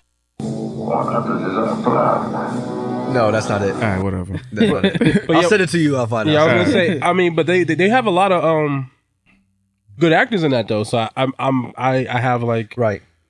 confidence if that's the kind of quality of actor they're looking for, that maybe he might have showed them something that might, not be horrible. But you never fucking know. I think DC, I think Warner Brothers and DC, this is their time now. They for 10 years they couldn't fuck with Marvel, and now that Marvel's going through the rebuilding stage, this is their time to strike. If they don't do it now, they'll never catch Marvel. Yeah, never. I mean, because Marvel's rebuilding. They gotta. So Joker gave him some good momentum. Obviously, it's not the whole connected universe shit. Oh my god! Right. But I'm they got just so that. in love with Joker. Joaquin Phoenix. Oh my gosh. Yeah. You wish you was Ozzy. He deserved Best Actor. He was just so brilliant. He was Because dope. seriously, No, that like, was a great fucking movie. because I really had. I think Joaquin Phoenix is a phenomenal actor in general, but after Heath Ledger, it's like, how are you gonna? That was the how you concern touch? everybody had. But Oh, yeah. I love that he made it his own, and That it was was the concern still everybody had. just as great. Yeah, and they didn't. I mean, they didn't even try to like go that kind of That route. route. So I think, which is Exactly. important, they decided to try to go a completely different way because Yeah. I think they kind of knew like if they tried to do something that was too similar to that, Yeah, it wasn't gonna work. people weren't gonna fuck with it that Yeah, way. yeah. And that's always hard when you're following up a performance like that. Like Dom, you asked about dream roles. Is like for me, I would love to play Malcolm X, but it's like, how the fuck do you? It's Denzel. Yeah. Like, there's no possible way I that mean, shit is gonna be they had that somebody good. play Martin Luther. It was like subpar. It was alright. They're So I- actually Regina King is actually the one her night in directorial Miami. debut. Yeah, and She's they doing. have They're gonna have all those guys, Malcolm X, Martin, all those guys. She's Malcolm directing. X is an actor from England. Yeah, of course. How do you feel about that? We talk about this often. I'm getting off here now. We talk about this often. It's. I mean, look, well, before you say that, can you speak to it without getting in trouble? Oh yeah, no. Okay, cool. All right, Yeah. all right, go ahead, nigga. Well, it's not like don't he's give the a only shit. person. It's like it's the same way. What Sam was it? Jackson said I something think about it. it's- Would get I out. think it's a conversation No, in the that's industry different. right now. Chris Green and Wasn't Sam that Spike Jackson's Lee two too? different niggas. I'm just saying. But- Didn't Spike Lee say something like Spike that? Lee said something too. Yeah. Yeah. I mean, the thing about it is, here's my situation. It's like we already have this contention with our white counterparts, right? Mm-hmm. For me, and Queen of Slim is a good example. I like Daniel Kaluuya. I like what's her name? Journey. Was it Journey? Journey. The new actress. No, it's No, not her name. some of the J. I can't. But she was dope in it. Both from the UK. Mm-hmm. Oh, I didn't know that. Damn. Yeah, she got a crazy Her accent. accent is Bug- nuts. Yeah. Nuts, My thing nigga. is, and again, it's no shade to Lena or whatever. At the end of the day, she cast whoever she thought was the best part, and she wanted to work Jodie with Turner Daniel. Smith. Jodie Turner Smith, yeah, she was solid. Thank you. But my thing is, you're talking about the political statement you're making in the film is about black men in particular, African Americans. In America. struggling, right? African Americans struggling in the South, dealing with the police brutality, dealing with the fact of how black women view them and how they have to live to that standard and treat them like the queens and that whole thing. And it's like you couldn't cast a brother from the South, and even if you couldn't do that, cast a dude from America. Like he's gonna have more relation to it than Daniel Kaluuya is. But it was a thing of what I heard where it was like right place, right time because Daniel Kaluuya caught Right, and he's the producer on Lena it too. Waithe at a party where it Right. was like, yeah, I would love to Right. read the script and Right. be this person. Right, and listen, when you got pulled like that, you talking about Daniel Kaluuya. It's like, okay, you done got your nom, Get Out Get is Out, yeah. iconic. Yeah, yeah. It's like, and here's the thing, I'm not gonna sit here and front like I'm not that dude. Like if I got to a point to where I was getting notoriety and I'm in the room with Denzel, hey Denzel, check this out. I'm trying to work together. I'm gonna shoot my shot. I don't give a damn. Hey, yo, check this out. All right, boom. Yeah. So listen, I got We this both thing. from Mount Vernon, like listen, Stay Poppin'. You know what I'm Yeah. saying? Like I'm gonna do that, but my whole thing also too is it just to me it's you can't put the argument out there that our stories are not being told when you're also still altering them. You know what I'm saying? Like the whole David Oyelowo with the Martin Luther King, and that shit pissed a lot of people off with Selma because it's like this dude wasn't even in the country. Right, yeah. Like, he and he's was- from like South Africa. He's not from the U.S. He's not from the U.S., but he's from. You got the laptop, nigga. He gotta be African with a name like Oyelowo. He's gotta be like African. Right. I thought he was from where. I think he's from London, actually. I thought, Probably. I thought it was South Africa. Oh yeah, where he you're was right. from. Wasn't he in Planet of the Apes? David Oyelowo. New Zealand. Maybe.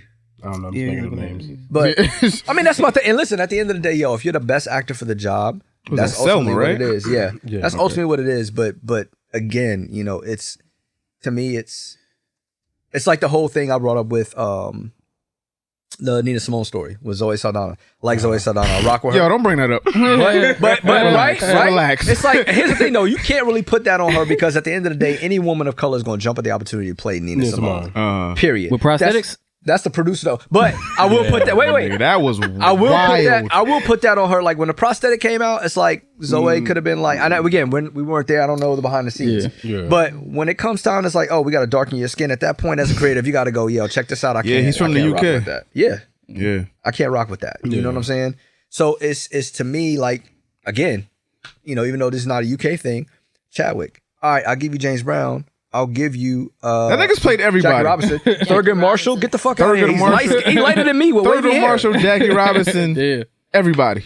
Like, I'm like, yo, come on, man. Are you serious right but now? is that nitpicking at this point? Because we want these black stories told, but then are we nitpicking as that where they come from, what region they come from? But if it's they're black, they're black. I mean, it's all about the connecting, like Tamara spoke to. It's like if you are an actor, But we fought this long to get these movies or these stories told. Right. But are we nitpicking like, oh, he ain't from the U.S. though? right. But my thing is, like I said, it's one of those things to where, you know, as every actor and every role they play, I don't care what they tell you on any level, they bullshit if they're not.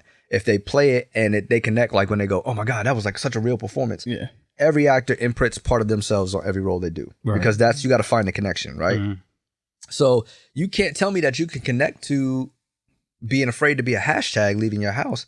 Like people get it twisted. Like whether I'm in Florida or Georgia, you got to understand. Still black. Orlando and Miami is their own separate entities, but Florida's still South. Still nigga. You go an hour past Orlando up to Titusville and Christmas, and people in Orlando know what I'm talking about. Confederate flags. Still nigga. What you doing over here, boy? You know, that's the whole thing. Georgia. Come on, man. It's fucking Georgia. Yeah. You know, Tyler Perry, if anything, he's built it on Confederate land. It's like Atlanta's its own thing, but Georgia still got the racism. So it's like every day I leave the house, I get pulled over by, you know, a sheriff or something like that. You know, I'm getting my phone ready. I'm like, does David Oyelowo have to do this shit when he's at home in the UK? Yeah. That, you know what I'm saying? That right there makes a world of difference. Yeah, they don't even, related to the they don't character. even carry pistols. They probably just beat you with a Right. club or some Right. shit. Right. You know what I'm saying? I'll shank your ass. Like real you talk quick, about, bro. you know, a lot of people move over to the UK. A lot of celebrities, like Nev Campbell talked about this. They have a paparazzi law. Over there in the UK, paparazzi can't be within 500 feet of you.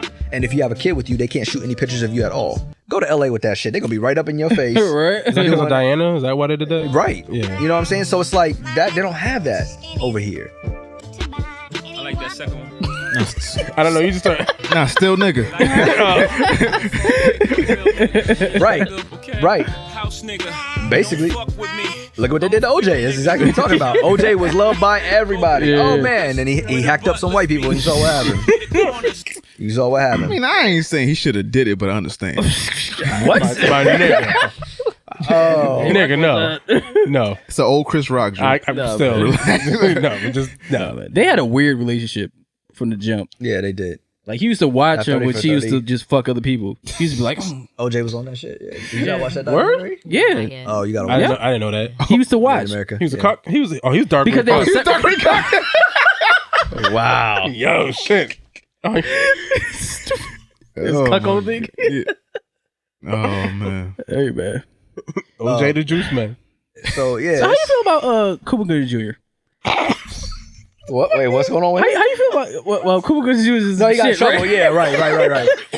Cuba's always been a little... It come to find out, okay, because I be watching Vlad TV, right? And Michael J. Oh, White said he got a Why, nickname. wait, look. Don, I'm with Dom on that one. Why are you watching Vlad TV? Because Vlad has good interviews. No, the fuck he he does. don't. Yes, he does. Vlad 'Cause ain't you don't doing. watch. Vlad ain't doing nothing I can't do. You ain't do it yet. Motherfucker, I need money. Invest in me, Chris. Shit. Hey, The same shit. Hey, get on Twitter. Yep. Tell everybody that follow the dojo. Chris Greene need to be in Lena Wave's next thing. I got you. Nah, I was trying not to I'll watch tweet that it. shit every day. I was trying not to watch it, but fucking Michael J. White was up there. God damn it, I gotta watch it now. Oh, hold on, wait. Before we get into that, I just want to go around the room. I appreciate you brothers for supporting. Hesh, I appreciate you. No, thank you. Don, I appreciate you. Bobby, I'm not fucking with you because you still ain't used me in your memes. I can't find I got enough content at this point. Man, I tried to. You know how many episodes I try to scroll to get your little part? Oh, damn. Damn. He started throwing shade. I didn't mean like that. Wow. Don't was trying, man. I ain't trying to be funny. Don't you eat none of that pepperoni pizza. Yo, nah, 5 minutes. I just tried to. Nah, you gotta box that man Your up. outside is right outside, nigga. Right outside. Right in the snow. Damn. I don't want to watch Birth of the Nation. I don't feel like crying. So come on, man. You can't. You got to use something. Why you gonna make me watch that? You got to use something else. Nah, y'all gotta fight like fucking Mark Wahlberg and what's his face? What's his name? Oh, and Four Brothers? Yeah. What's his name? To your four edge. What's his name? To your toe, edge of your four? Yeah. Y'all gotta fight like them. Over the cold. in the snow. Yeah. And drill out a little hole in the ice. Yeah, yo, right there in the fucking woods. You gotta right there. Whoever lose, come back in the dojo. You the host now. Shit, I ain't got enough AKs for that. Yeah, man, this is Bishop and Q. Yeah, for real. What's going on? Oh, shit. Let me fall, Bob. Oh my god, Shit, nigga. that's just hilarious. Oh man, That nigga's stupid. Y'all niggas is dope, yo. But one question I got, right? So y'all are, more so in Hollywood than we ever could be. So now, how important is it to play the game, quote unquote? Which Like the game of, I guess, like just massaging relationships and just being like just overly nice or just not being fake, but Maybe not. code switching. not code switching, but just I want to maybe. Maybe. I think it's important to be yourself because But does that bode well for you in the end? I think so. Because I know who Speak I for am yourself. and who I stand by. But I mean, that's just always been my personality. Mm. You know, I don't know. But if you, like, but I've also grown up with moving and meeting people. Right. Just growing up in that military life, being a military dependent, just always building relationships fairly quickly. So maybe that's what's also kind of helped with my career. But relationships is very important. I mean, like I said, for me getting on this project, it was due to my manager because he had a client who Nate is his client, and Nate was producing this film. Shit, you bullshit. And then he called me. He called me on it. So it was our relationship. And then I also told Chris to see if he wanted to have a meeting with the same manager, and he met out with him. So it all connects in the end of the day. But staying true to you. But if you don't vibe with them, then don't bother with them. Does voicing your opinion, I guess, bode well with certain companies or I think it depends on power players? I think it depends on who you vocalize to. Okay. Because I have voiced concerns before, being a Black woman with natural hair. It varies. It varies, especially when I get in the hair department. I'm really fortunate that it has not necessarily become an issue, but there have been certain instances where it's like, oh my gosh, what do we do? And it's like, why am I a problem? But would there ever be a time where you compromise your morals for a role? For a role, no. No. I'm on that 100%. Never. Yeah, no. Will they ask you to act outside your bounds or to do something that you're just not comfortable with? But that's a little different. It's a big opportunity and a big check attached to it, but it's just not you. If it can somewhat change your life, where it's just like, we need you to do this, but I think you have to, in a way, pick your battles. Right. Like I've been in a situation where I'm a very strong supporter of Screen Actors Guild, of our union. Very strong supporter of it. I know my rights as a union member. But I also recognize projects that I'm working on, and I see the people involved. And I think it just varies sometimes. It's like, am I going to put that aside for a second because I believe in what I'm doing and have faith and good word on it, but also need to make it clear where I stand. That way it's known that I'm not to be messed with, and this will not happen again. I've had to tell my team, because I felt uncomfortable with certain things, I let them know this will not occur again. And I was very straightforward, but very professional. And I think being, first off, a woman, second, a woman of color, Took her belt off and shit. What'd you say? You took your belt off. Well, like there's a stereotype that I could come off as a bitch or oh, crazy black woman. Like, no, I'm standing by my morals and my rights, but I'm letting you know that this is not okay by any means. And I make that clear. I say, okay, this is what I'm going to do. And because you are my team and I trust you all, I'm going to go ahead and move forward with what you're advising because I trust you, but let it be known this is not okay. And this will not happen again. Or else, like what Chris said, then you need to question what you need to do to move forward. Is this really the team that you wanted? Because at the end of the day, your team is supposed to fight for you. And they need to be in line with your morals to see if they can fight and bat for you. But if they're not, then that's not okay. And I think it depends on. I think it depends on what it is too. Like you were mentioning, if it's a life-changing situation with a role, and I think that's different than compromising your morals. Being pushed outside of your comfort zone as an actor is something we do all the time. Right. So we got to be comfortable with. Okay, for a lot of black dudes, obviously, it's doing the gay scenes. It's like it's like, all right, I'm not at a point in my life where I'm comfortable doing no Brokeback Mountain type stuff. I'm just not. And it's like, and there's so many gay actors out there now that are getting shine. It's like, go ahead and put them on. But if it's like a comedic type, like Modern Family. Okay. So Jesse Tyler Ferguson, who's the bigger guy in the gay couple. Yeah, he's not actually. He's straight, but he gets married. mad love from the gay community because he does such a good job and he puts some respect on it. I mean, Will Smith kissed a guy early in his career, but nobody ever mentioned it. He actually didn't kiss him. I mean, they moved the camera angles to make it seem like But he regrets not doing that. Affectionate. Yeah, they actually didn't kiss? No, they actually didn't kiss, but they made it seem like he had an affectionate the story role. is Denzel told him not to do that because his career would be this was way early in his career. Didn't Tay Diggs do that at one? Tay Diggs. I don't know. Here's the thing. I might be making shit up. I don't know. I mean, if he did, here's the thing. Pre-pause. This is Tay Diggs. This dude is chocolate. It don't matter what he do. women is not going. He forever gonna win. So I don't know because if Michael B. Jordan did the same thing, but that's you talking about Michael B. Jordan, not Tay Diggs. You know what I'm saying? Like, I mean, sex symbol. You think that's gonna stop these women from loving Michael B. Jordan if he kiss a dude? Yeah, 100%. Perception is everything. I kind of agree with that. I don't think it's gonna stop. I don't think it's gonna stop these women. It depends on the level. Think like, oh, he's so sensitive. It depends on the level. That's it. They be like, They be acting the shit out that role. Damn. It depends on the level, but that goes back to the morals. Like for me, a lot of influence on the roles that I play. My daughter is the first thing that comes into play. Okay. Because these kids have access to YouTube and internet and blah blah blah.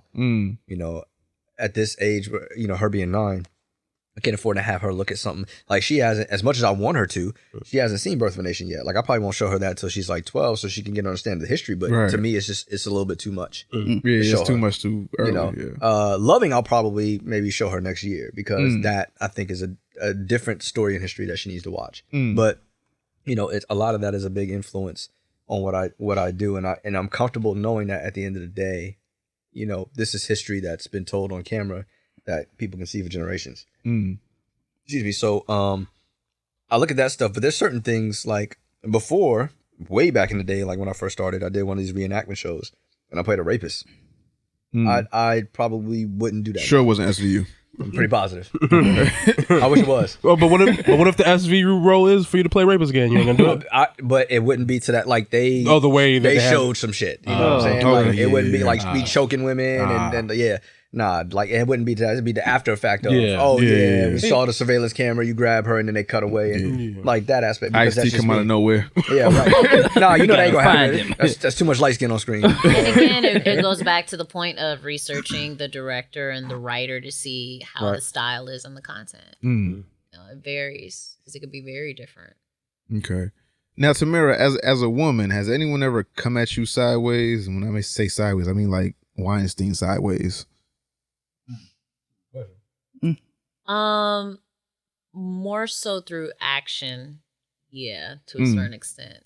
Like they're reaching for a hug or like kiss me on the cheek, and it's like a little Little, much. yeah. And then, or like Hot if we're breath going on the in neck. for, but like if we're going in for a group that, photo, and it's yeah. like, oh my goodness, It's that Omari Hardwick you kiss in that Beyonce dress twice. right now. Nah. kind of commentary, yeah. Jay-Z shot goes.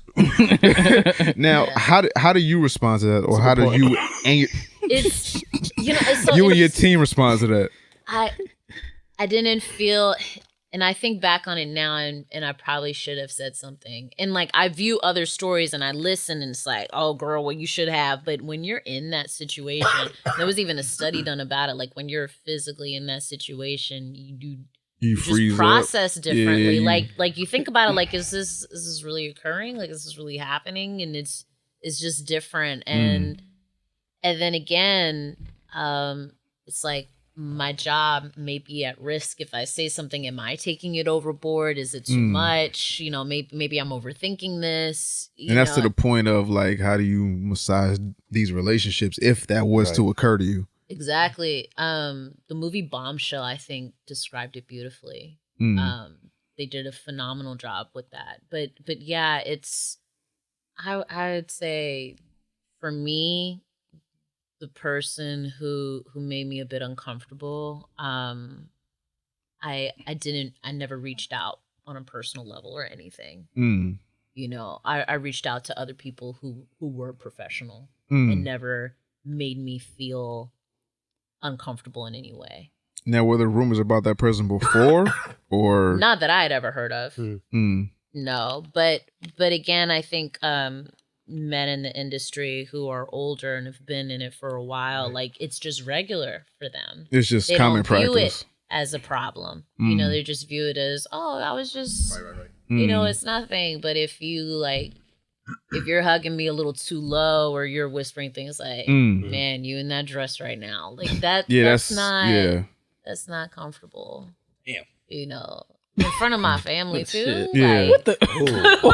I mean, Right? Yeah. That bold?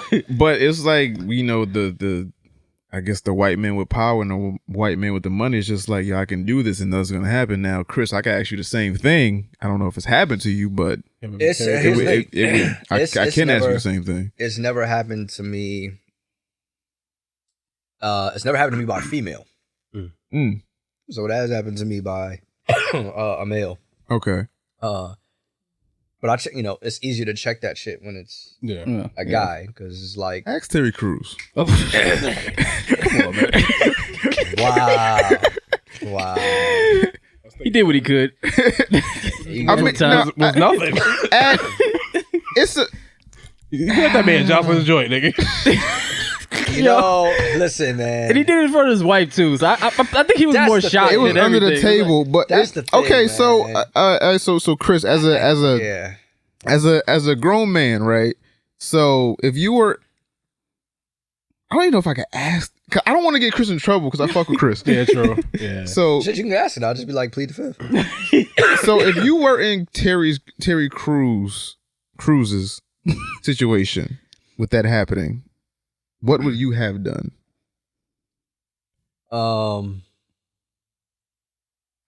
I think that so from what I understand, I think the situation was his wife asked him not to do something. Like he was supposedly about to steal off on dude.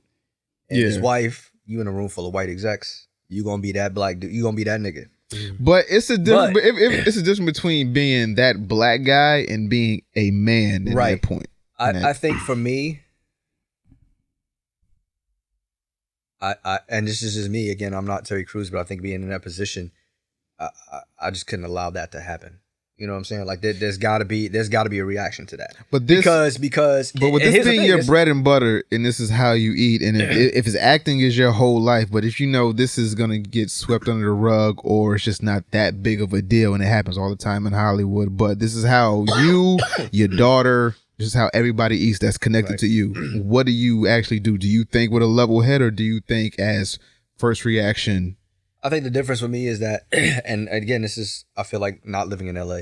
I don't get caught up in that bullshit. Like for me, it's not the end of the world. You know what I'm saying? Like there's always another job. I may be limited on my options. There's always another job. You cannot stop me from being an actor. Right. I tell people that all the time. You cannot stop me from being an actor. You can only stop me from showcasing it. Mm. Yeah. That's But it. you won't go on Instagram, but it's cool. No, but I was gonna say, but now with different mediums, you really can't stop me from showcasing it. Exactly. Yeah. You can fuck up my bag a little bit, Uh-huh. but you cannot. I'm always going to be an actor. Mm. So I think in that situation, man, you know, would I have fought dude out there in the open public? Nah, but You can at least check them though. please believe, and please believe I'm waiting for you outside. You know what I'm saying? When you get outside, it's like, oh, okay, cool, I got Oh something yeah, for it's a you. problem. Yeah, It's a whole problem. yeah, it's gonna be that training day. You told me, Oh. you told me to suck your dick. You want me to suck your dick? You said that, right? Yeah, you said that. Yeah, you calling me a liar? You calling me a liar? Call me a liar. Nah, man. It has to be. But I think this speaks on to what you were saying, Dom, about it's just a normal occurrence, and it's going to be a normal occurrence until people step up and say stuff, and that's why, you know, now Cass is uber careful on set. Like the racist jokes, the sex jokes, all that shit is out the window now. Like, because you hear that on a regular on set. That shit now, it's how are you doing, sir? Did that happen like after the Weinstein thing, or was it? I Just think always when they a thing first where announced it people was going, but once they, for me, what I noticed it was once they got rid of Kevin Spacey's ass, he's number one on the call sheet. The show centered around him. And when they said, "Oh, yo, you got the role," motherfuckers in Hollywood was like, "Yo, I really could lose my job out here." Oh yeah. Oh, okay, I really got to worry. You know what I'm saying? Like, worry. yeah, you know what I mean? Like that's some real shit. And then when they got Bill Cosby's ass, when they got Weinstein, as far as like going to actual trial, people was like, "Oh yeah, they're not playing right now." Yeah, like on Reprisal, I'll be making that's what she said jokes all the time. They're like, Oh yeah. Wait a minute. Can I laugh? Can I laugh? But it's different when a woman says it. Right. It was like, that's when they know, like, okay, okay, we cool. I can't do it. Yeah, they felt awkward, but I've been on enough for they're chill. But Yeah, and I think you developed that relationship. it's just a way of, you know, of how, I guess, how you approach and how you deal. Right. Just don't make somebody uncomfortable that you wouldn't want to be in. Right. You know. But that's easier said than done. Right. So how I look at it, essentially how I look at it is I make it known there on the spot, but in a professional way. I worked on a show, on a pilot, and I'm the guy. So if anybody knows anything about these production cargo vans, the step off is real. It's like this big. You got these women stepping off. Some of them are wearing boots or heels, or they're not wearing comfortable attire sometimes. So when I get out, I offer my hand to help them get down, especially if the weather's shitty. Right. It's like, I ain't gonna try to you bust your ass, and then I got to sit here for another 10 hours while you get healed up. Right. You know? Right. And this one particular, well, she wasn't an actress, she was a crew member. This one particular woman, I stuck my hand out, and she looked at it and kind of just like locked up and left. And I said, just trying to make sure you didn't hurt yourself. That's cool. Another person, and then she turned around and was kind of like sucked her teeth at me. And then later in the hair and makeup trailer, one of the makeup artists came over, female. She came over, she said, "Listen, we all saw it. Nobody likes her. She's that type of person. She's a negative energy on set. We thought what you did was very commendable. A lot of dudes don't even do that shit. And we're carrying stuff and they just expect us to step off. People have gotten hurt. So we like the fact that you offer that." And she could have kindly said to me, "No, thank you." I would have been totally cool with it. But the fact that you give me that energy, you know, I almost want to say, "All right, bitch, fall on my ass." But then I become that guy. Yeah. So Right, like Tamara right. said, you gotta know how to play it. But I do address it. I do make it known. It's like, okay, I was just trying to help you out, but you know, that's fine. That way, it's brought to their attention, because I think sometimes people, it's on a subconscious level. I think sometimes people don't really know, because they've been doing it for so long, they don't know they do it. Yeah. You know what I mean? And it's not excusing it at all, but like you took somebody like Weinstein, it's like, this dude have been doing this shit for 20 plus years. That's Yeah. a habit. Yeah, getting away with it. Like, That's a habit at that point. Then hearing the audio of it is kind of creepy. Right? Because Yeah, like, it's wild. you sit there and it's like, you Oh, know, just y'all, come in the house. Go, Yeah. just come in. Like, it's like man, y'all talk shit, but it's like when you hear that, that's bad when people hear it, and it's just like, I talk shit, but that's that's a little. who talks like that. Yeah, you know what I'm right. saying? Yeah. Right, yeah. Just come on, I don't want to make a scene. Yeah. Oh, you fucking That's weirdo. your game? Right. Right. That's it? I don't think Right. most of these motherfuckers don't know how to talk to women. I think Because that's one of the problems. they don't know. They don't They, have to. they haven't gotten women until they got power. So Yeah. they're not used to getting women. So this is They how use they what get they got women. to get what they So, want. you know, you just That's that Scarface line. You never been that shit to dude. Manolo, right? Yeah. Tony said that. He's like, Right. first you get the money, then you get the power. the power. Then you get the woman. power. The scanners. Yeah. What is that thing? Looks like a lizard. Listen. Yeah, but it's true. I mean, it's 100% true, man, and it's scary. But I have heard stories about women doing this too. I mean, Cats. yeah, it does happen. Marcus, that's it. That's what's going on. Marcus. Wow. Now, That's what's going on. have either of you ever had to deal with that diva behavior on set, where it's just that one actor that's just too high maintenance, too? Oh shit. Just once, surprisingly. You don't have to Couple name times. the actress or actor, Couple so times. No, I'm not. Yeah, I wouldn't. of course, I yeah. wouldn't, but just once. First day on set, asking like, what's the angle of the camera? Oh, aren't you gonna do this? And already like everybody was just standing still like, bitch. Yeah. It's not shit. like, why are you gonna profile me? Everybody look around. I said. And then everybody, and then you start hearing stories from Right. everybody else's experience, like the costume department talking about, they wanna raise the budget for the costume Right. purchase. Right. This shit is stupid, To purchase, man. Lord. I've had it a couple of times, but it's only been dudes. It's only been dudes. It's only been dudes. I've Dude never had it with divas. females. Never had it with females. Ain't nothing worse Always than a been bitch dudes. diva. Nigga, Straight ass up. nigga. Straight up. It's like, yo, you. And the funny thing about it is the show is no longer on TV, so that says a lot. He's the number one on the show. So that says Do a you lot. like take pride in that? Like, ha, nigga. No, straight up, y'all see me tweet about this shit all the time. I firmly believe in the karma bus, man. That shit Yeah. don't miss no stops. Yeah. That shit will come back around. You want to be an asshole and treat people like shit? Now you don't have a job. Yo, that reminds me of dude. Who's the dude who played Mr. Smith in The Matrix? Mr. Viggo Mortensen. Yo, he no, came not out. Viggo Mortensen. I don't fucking work. Something like Hugo that. Weaving. Yeah, Hugo Yeah, Weaving. him. He came out and he said he was supposed to be in the first Avengers as Red Skull. I didn't know that. Yeah. And then he got He cut. looked real Red Skullish. Well, they said it was creative differences, but it probably would have been money. Yeah. He said it was What did something you about the say? money. Hash about creative. What is creative difference mean? I don't fuck with that nigga. I mean, it's a polite way of saying that because it's a Yeah. It's It's a polite way of saying I don't fuck with that nigga. Because at the end of the day, you sign a lot of contracts, Right. Yeah. and a lot of non-disclosures. You trying to get with that suit. Release what's it's a business thing. Yeah. Because it was kind of funny because y'all was talking about karma, and one of the things that I don't like that nigga. I don't like him. I don't like that I don't nigga. like him You because when he was in the Transformers, he said voicing Megatron it was meaningless. But then Michael Bay came out and said, "Wait, you got $200K to voice for 2 hours? Like Yeah, what you the didn't fuck do you any mean? work. Yeah. Come on, man! Like I was like, then that happened. I was like, karma, bitch. Like He's an actor. that's what happens. Well, a lot of cats, and it's not to make them bougie, but you hear these stories about these classically trained actors who they zero in and focus, and then some work is just not meaningful to them. It's beneath them, sort Right, of. It's just and they don't money. understand the impact it has. Because for a generation, them kids that were teenagers in the early 2000s, that's all they gonna know Hugo Weaving for is Megatron. Yeah. Megatron, and maybe 10 years, not even 10 years, maybe 5 years prior to that, it's gonna be Mr. Smith. Yeah.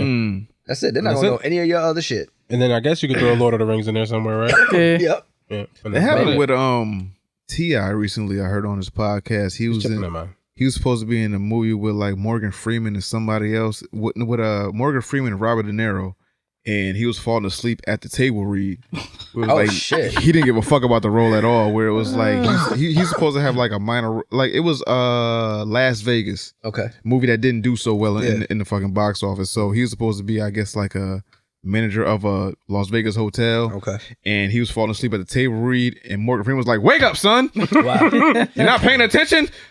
It's smoke crack, don't you, Sam's? Yeah, basically, he was like, "Yo," it was some shit like that. But then, like after he left the audition, T.I. got a call from his agent. It was like, "Yo, Fuck up. Morgan Freeman don't want to work with you."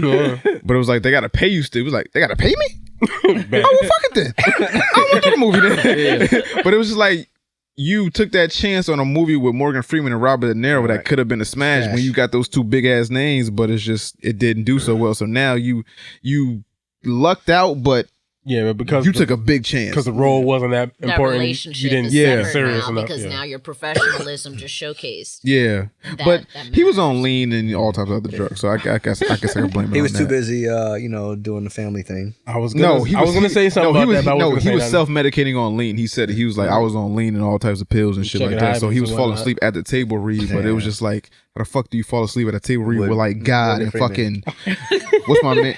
What's his name in Raging fucking Bull, Casino? Robert, yeah. Somebody. He's an Irishman though. Yeah. Because Joe Pesci called him. No, out, wasn't he Jewish in Casino? No, he wasn't Jewish. No, he was Casino. Irish. Irish? I don't fucking know. I don't know. Casino, goddamn it, you seen it? Something Steen. Yes. No, he was Jewish. Yeah, he was Jewish. That's right. Because Yeah, Joe Pesci Steen came is up and he was Jewish. like, "Don't you ever go my head, Jew motherfucker." Yeah, Jew motherfucker. Jew motherfucker. Yeah, it's like, wow, Joe Pesci be on one. Yeah, I mean Joe Pesci. I mean, he has a role and he plays it. But you know what? no, but Joe Pesci has a role where he can be comedic or he can be serious. But it's still the same. Because you guys watched the Home Alone, the documentary on the movies that made us, or whatever, and they talked about Joe Pesci playing. It was like, he might be a little bit much for a little gangster for this. But it worked though. Nah, it worked. I couldn't see nobody else doing that. I know. Nobody else doing that. Oh, now how do y'all feel about remakes? Reboots? No, The word that's banned? reboots, remakes. How do y'all feel? Okay, so they're remaking Home Alone. I just heard that they're remaking Bambi. They're remaking all these other shits. How do you feel How about you remake Bambi? Is she gonna get shot again? they? Yes, actually, yes. They're doing a no. It's, The Rolling Stone with the rodeo. Yo, why would you do that? All I picture was LeBron doing it. no, but they doing just how they did in Lion King with the live action animals and shit like that. So it's like Oh, you ain't like it either? so John Favreau dropped Tamara. I love him, but he dropped the ball on that. He dropped the ball on that, man. So they're doing King was just oh my god, an abomination. We know. No, it wasn't that bad, but it was Nigga, it was bad. it was horrible. I don't know about they in the beginning. Beyonce was like No. a lion that got kidnapped, was in a Dallas zoo for a while, and then they decided to release her back in the wild. No, what I always say is Nala did great as Beyonce. Wow. That's pretty good. I like That's that. what I get from this. I think the mistake they made was like trying to make the lion so realistic looking that there wasn't The beehive gonna be no out there. there was no emotion. There was no exactly no behind emotion. the eyes. Yeah. If you go on YouTube, there's actually a video of an artist who actually redrew. Yeah, he Yeah. redraws You all saw this the shit. eyes and Yeah. everything, and I think that's what made people emotionally attached Yeah. to the original cartoon because you saw the expression in the eyes, but you didn't see it here. So you're And I thought he did disconnected a from it. damn good job with Jungle Book. That's why I was Yeah. hyped. Jungle Yeah, Book I was know. good. Yeah. And I was like, oh, he did Jungle Book and killed. I Yeah, think- Lion King's about As to be soon as I great. saw King Louie, I was like, oh. But I think the difference with the Jungle Book though, there was a human. There was actually Right, but that's what I'm something saying. there. Even the animals, though, like they had that. Like when you looked at the animals, There's a little bit more. you bypass the it was like, okay, they got a soul. They got. Yeah. So that's why I was like, oh man, he's gonna do great with Lion King. Plus, 'cause- James Earl kind of old too, so his voice don't hit the same no more. Yeah, he sure Yeah, don't. it don't He still sound got that right. bass. That's another one. Hey, That's man, another you better one. Stop. You better stop, man. Don't. You better stop. Listen. Don't call it. Listen, Please don't call it. I Don't call it. fuck with Vader. Is Vader dead? I fuck with Mufasa. Mufasa dead? Come on, man. The King of But- Zubata dead? Coming to America, you better stop, man. I'm just saying. The nigga from So- Say a Lot? Finished filming Okay, it already. did you I don't see remember. Lion King? Did I see? Did you see the new live action Lion King? Yeah. That's, Okay, that's what I'm Chris, talking did you about. see the new action Lion did. King? Okay, so did you feel that did you feel that James Earl Jones' performance in the animated 1994 Lion King was the same as the live action 2019 I think that's Lion on the King? director, though. You can't put that I'm on talking him. about voice, inflection, That's what I'm all saying. that I shit think as that's an on the actor that director. y'all. I think That's on the director. because we're also connecting with what we're seeing visually again because it wasn't personified with seeing the He didn't emotion. sound out of breath But- to you. But He sounded like He didn't sound like he needed a machine like a. Damn, he did the Vader reference. put that on by James Earl he Jones. sounded like how Please Vader don't. looked at the end of Oh shit! Oh my god, y'all need to stop, man. I can't. James Earl, we love you, I James can't. Earl. We love you, James Earl. Y'all need to stop that. Domino, shit, don't man. put him in your book. Right, Don't put him really. in your book. He not in my book, but if he go, Y'all crazy. I'm not surprised. Simba. Everything. You know what's awesome? Everything. You know what I'm talking about. He was like, see, like like a pack of Newports a day. Yo, stop trying to make him the great king of the past. Like, Okay, so I thought James Oliver did a great job. Great I thought job. Seth Rogen. Yeah, Timon and Pumbaa did good. They I like were them. really good. I don't like them. Zazu was cool. Timon and Pumbaa, Yeah. I could have did without Seth Rogen. That's what cool. I thought he was one of the best parts of the film. Maybe it's me harkening back to the animated one where it was classic. like, you know, they call me Mr. Pig. Yeah, they left out a lot of stuff. lines. They left out a lot of Yeah, lines. they left out a lot of stuff that could have like made it like grandiose. I think that's to part me. of the problem too. They left out some of the stuff that gave them a little bit more character. Right. Yeah. I think But and I also- think Donald did a good job, man. I think he really did. Yeah, a good Donald job. did a good job. Yeah. But also relationship. Like I went with two friends of mine that I've known for over 20 years. So we all grew up with this together for sure. And my guy friend that I went to, he was raving mad when Mufasa was climbing up and then Scar Scar, No, hold on. trash. Hold on, because Scar put his claws in, and Finally my friend, manicured. I see him leaning, like just waiting for it, The long and then live the all of a king. sudden, you know, Mufasa's died. He's like, "What the fuck?" Then he said because in the original he climbs up and he says Scar. Brother, yeah. Help me. Yeah. And in this one he did, and he said, "And what the fuck was that bitch slap?" And I was like, that's a valid point. Wow. But you know what? And also, I felt the relationship between Simba and Scar for this one you did not really see that. Right. Whereas you saw more of that in the animated, you know, like Uncle, like that was mentioned. Yeah. Where like you saw dimensions to Scar's character in the animation, whereas this he was just like he's really just- one dimensional. yeah. Like he was just straight up evil. He just hated. And I got love for Like, Chiwetel, but I don't understand why they didn't call Jeremy Irons. Yeah, because he's still alive. Yeah. He was just in fucking Watchmen. Yeah. He probably was doing Watchmen. I mean, voiceover but it's a work, dog. voiceover work. He don't have to like show up. Yeah, I don't know. his voice is still the same. He was Now- a mocapin. Now, another thing, as actors, because a lot of times I'll talk to like rappers and like painters and stuff like that, and they judge like the work of other painters and rappers and shit like that. Like they judge it with like not a broad brush, but like they just judge it differently. Now, can you watch movies and be as engaged and entertained, or do you actually like sit down and like judge every fucking scene? I study. It's hard. I study. It's Is really it hard. is it really that hard to sit down and If a actually movie- enjoy if- something? If I watch a movie Yeah, and I it's get rare. caught up in the movie, that shit is good. Straight up. Yeah. Like, at least for me, it's good. I It's agree. very, like Heat.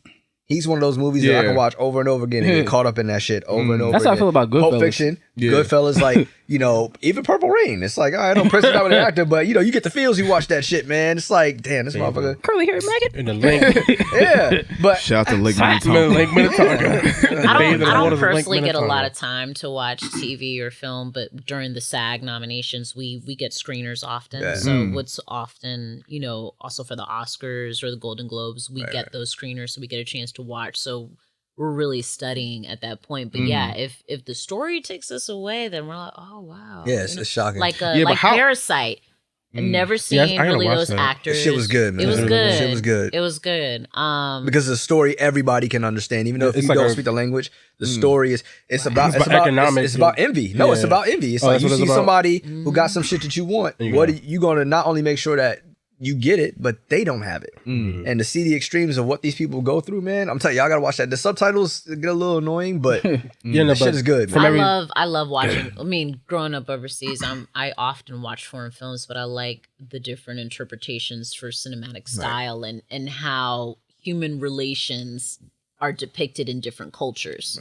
Like in India, how they view versus someplace like Japanese cultures, like Japanese horror films. Man, listen. Yeah, they're Brilliant. nothing compared to what we get. Yeah, It's, Where can't was the touch it. Centipede made? I think it's Germany. Yeah. It's like German Okay. Dutch, filmmaker right? or something like that. Yeah. He's- As long as it was American, I'm cool. Why? well, The fucking human centipede? the second, Yeah. the Check his human centipede, nigga.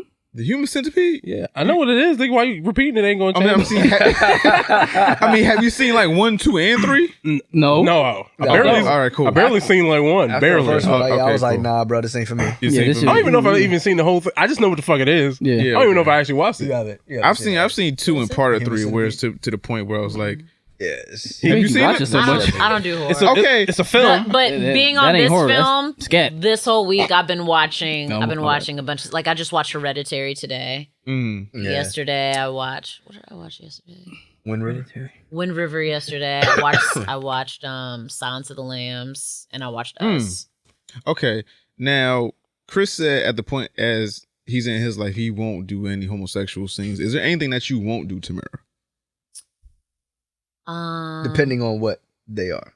Yeah. But I mean, like Human Centipede, where it's like Oh, you gotta hell be no. checking somebody's ass. No. You gonna go ass to mouth? No, you gotta actually be to the butt cheek so Yeah. it could be real. So at your point in your career, Chris, you won't do that.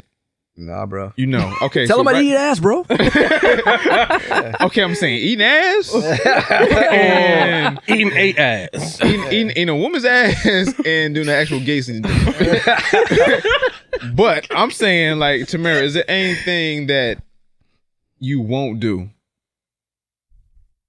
There's something against my morals, but I think I feel as though I really need to Like a take homosexual look. scene or just against your I morals? think if I guess. it's a homosexual scene that's something that showcases more than just another woman and sex. You know, if it shows the dynamic of the character, that's different. I think again it depends on the writing and the content. But not something that is just one thing. Like if it's just, for example, one of the first jobs I ever turned down, because typically like you have a stigma when you first start off, like, oh, don't turn anything down, always accept everything from your agent. You know, you don't want to be that one where you're not called often. But one of the first jobs I had ever turned down, it was a very, very strong piece. The character, it was me being a school teacher, but it was right around the time of Sandy Hook. So it was somewhat like that, like a school shooter coming in to shoot up a classroom, and I was a teacher, and I'm holding a dead child, but I was pregnant, and then Damn. well, this Damn, was I know. That's it was deep. it was a very powerful piece, but then they also flash forward where school is coming back in, and long story short, it's somehow related to abortion, and that's like a really touchy subject in general. So I just didn't feel comfortable with the project because they brought in religion and abortion, and I was like, I don't. Damn, they touching all I of don't. it. You get I all don't these know. points. Yeah. Because they were saying that everybody who does abortion, you know, is against God, basically. Shit, they you need know, to bring and the- I was like, They need to I bring the don't- Klan in there. I don't Yeah, feel right. comfortable with You that. putting that And- message out, yeah. yeah, I didn't feel, even though the character, the role was very powerful, and that would have been amazing to showcase, especially as my first. The content of the material was very touchy that I didn't want to even be associated for any controversy like that, whether I believed in it or not. Right. I just did not feel comfortable. And I'm really, really glad that my agent, she looked at the project and she said, hey, I'm gonna let you read this. Because actually somebody approached me about it. And then I said, if you want me for anything, you need to contact my agent.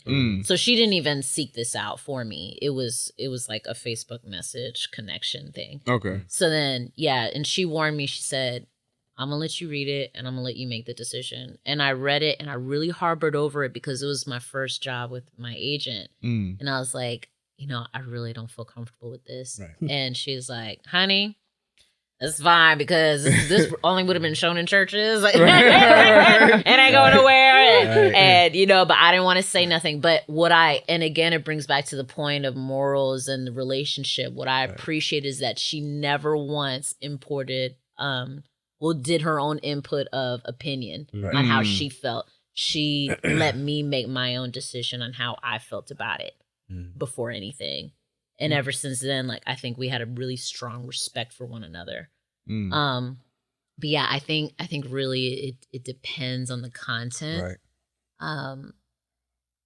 You know, like for a rape scene that's really, really extreme, but it also showcases what happens in a reality. But if it's just, you know, a sex scene or just a rape scene, then no, I'm not going to do that. I've turned down roles where or it's just making out with somebody then walking half naked out, but there was no substance to the character. And I'm like, Right. I'm not going to Titties do everywhere. that. I'm not going to do that. Yeah. What am I doing this for? You know, it needs to be, it needs to be, For what? it needs to be artistically done. And it needs to showcase a reason why I'm behind it. At the end of the day, my job as an artist is to speak for those who have no voice. And I've been very fortunate to be able to portray roles like that. And I'm not going backwards with that to just do a role just because. And it makes sense too, because, you know, that's the conversation that I have with, you know, my younger female students when they talk about playing, you know, nude scenes. And, you know, I'm very blunt with it, but I tell them, like, you don't prostitute yourself. Like, and what I mean by that is, don't say, oh, this indie film is only paying me $125, so I ain't gonna show my titties. Then Michael Bay come up and cut your check for $1 million. You got titties everywhere. So, I mean, you're basing what you're doing off the pay. That's what prostitutes do. You know what I mean? Like, so, but but yo, But you want to be Lawrence so bad, right. like. but it depends on. I'm just saying, It yo. depends. Like you look at somebody like, and it's like, oh well, Julia Roberts never done her career. Kate Winslet's done it several times, and she's got more Oscars than Julia Roberts. Eva Mendes is done. She was butt ass naked in Training Day. People don't remember that shit though because it fit the scene. I remember that. Right. Right. But people have to think about it like because it was so quick. But that's the type of relationship that was established already in the film. So it made sense. It wasn't just like, oh, and then she covered up because like, oh, this motherfucker's in here with a shotgun. Oh my God, you know. Yeah. Don't shoot me in my titties. Right. So I mean, I need those. So, yeah, it just depends. Like you look at somebody like Kevin Bacon, you know, any opportunity he can have his dick out. He's done it for like 4 straight films. Invisible Man, ever since Invisible Man, it's like, like, goddamn, all right, you like it? But when you got someone like Yahya Abdul-Mateen, right? Where he was just out here, Mr. Manhattan, things swinging, Ball Johnson dance. He was just out here, right? I met Yahya before too. He's cool, but I was that shit gotta be weird. But like, yo, Yeah. I know what your dick look like, bro. This is prior to. Okay, but yeah, after that, it was like, yo, bro. Now he about to blow up though. He about to blow up. That real shit. Now see, here's the thing. Wait, I will say this: that scene or that episode of Black Mirror, I would entertain doing that if it was with the right actor. I think him and Anthony Mackie had a good chemistry where it wasn't. To me, it was viable. You know what I'm saying? Like you didn't like it? No. It's just like we was talking about that on a past episode, and he just said some gay shit. I mean, here's the thing: you gotta understand the technology. It's like y'all cats game. You know what I'm saying? I'm just saying, Huh? yeah, Not right, like that. I mean, it's like, hey, what you gotta do? Yeah, it ain't like we playing Sims or some shit. Yeah, Get out how you live. I mean, you know that wouldn't bother me because I don't think they took it overboard. Nah. That's just like bro. No. But Hesh threw his whole PlayStation away. After that. now, is there a role that you guys turned down that you wish you hadn't turned down? Like that became, I guess, not something that was like, I guess, grandiose, but it was just like, you know, after you look back at it and seeing how like the other actor or actress like portrayed that. No, you wish because you that's for them. You know what I'm saying? Mm. I've been in that. I've not done that yet. Every role that I've turned down, excuse me, when I see it, it's like, okay, well, the project wasn't. It's not that the actor did bad. Yeah. It just It's the same. Okay. I haven't. yeah. I've been pretty proud of everything that Yeah. I've accepted. Sometimes I do something and I'm like, I really feel this, but I'm gonna do it anyway. Yeah. Because it's also like an introduction to that casting director who's never Right. seen me before. So even though I may not necessarily believe in the project, it's still an opportunity for something else. Because maybe they're casting other projects that may be even better, but they'll always remember my audition because it was something. Like, for Right. example, I got an audition and made no sense. It was for a feature film, and I was playing a mother to a child who was in college. I don't look anything like... You looking smooth like 24, 25. Right, I look like I just graduated college. How in the world am I gonna like a smooth, mother? Yeah. But the scene was good. Black and don't I crack, was, baby. Yeah, but there was no way. Like no way in hell. Like now I've played mother roles where I've had like 10-year-old kids, and even my parents were like, what the heck? Like you were 19 Like, yo, or something. I know Like, you. I know you. right. But there was absolutely no way I could be a mother to a college student. Yeah. So but this role, the scene was pretty nice, and it involved some pretty good people in it. I was like, I've never seen this casting director. I'll just do it anyway. And surprisingly, they actually put me on hold. Okay. So on hold is There's a strong term, consideration, yeah. right? Basically, and they start asking for your availability. But and I knew it wasn't right for me anyway. But the fact that I am now embedded in their memory will showcase for a future project. Like, oh, that girl who really killed it. Right. You know, let's bring her in for this project because I specifically remember that audition. And I think at the end of the day, that's our job. Our job is to audition. If you book it, that's great. That's the icing on the cake. But our job is to audition. Can you move the room? Can you move the audience? And if a casting director can remember you for that, then more than likely they'll call you in for more opportunities, and that's what matters. Yeah, fostering those relationships like you mentioned earlier. And that's where the misogyny and playing the politics comes in, is you do the audition. Okay. And then when you submit for another audition for that same casting director, hey, by the way, remember when I did that? And y'all thought I was like 80 years old and shit? You know, and that way they, oh yeah, that's right. And then, you know, that's where you foster and you schmooze. I mean, the other shit, man, is and you got those people that are, you know, get that, you know, they said it in Bombshell, getting ahead by giving head. You know, you got those women that'll do that shit. But you got those dudes that'll try to fuck their way to the top. But it's like the moment that you do something. I hate Bobby. That fucking I swear to God, before the end of the fucking month, I'm putting on a shirt. Bad. Just surprising. Why? No, it's just just goes. Yeah. just I mean, but if it happens, it happens. You know, it's like yeah, some but people don't. you know, most actors don't talk about that. Because why? Because then you're putting somebody on blast. It's like you can't compromise these people. Their job, you know, compromise. Wow. That's the sound effect. That's the sound effect. That's another AKA for you. AKA.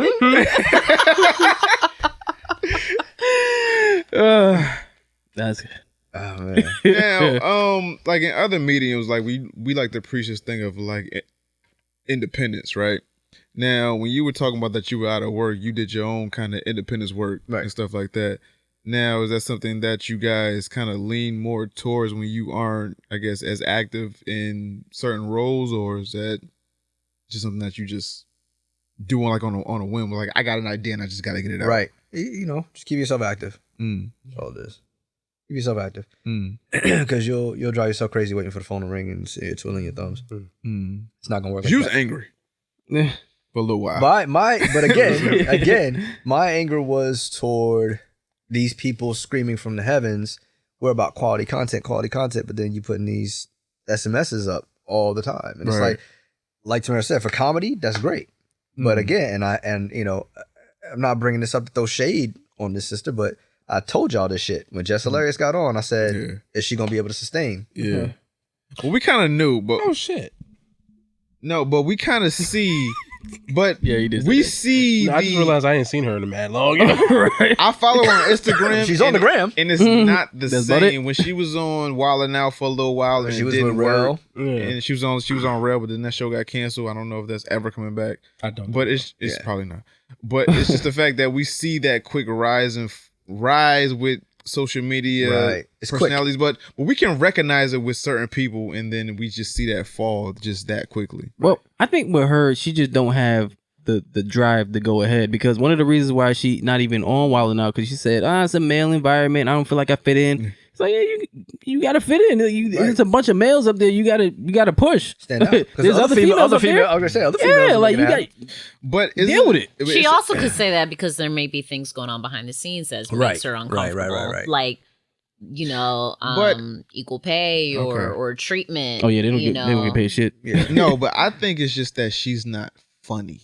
Well, is it that, or is it because didn't she like back to back like dumber ass like do some dumb shit like back to back, like saying some wild shit? She said some like she wild said some racist shit about like some Middle Eastern people. Yeah, so she said some shit about gay people. Yeah, or something like that, back to something back. like She did that. some Did you dumb see that? shit. Like, She was on a plane and she was he was like recording a somebody with a Oh, turban. yeah.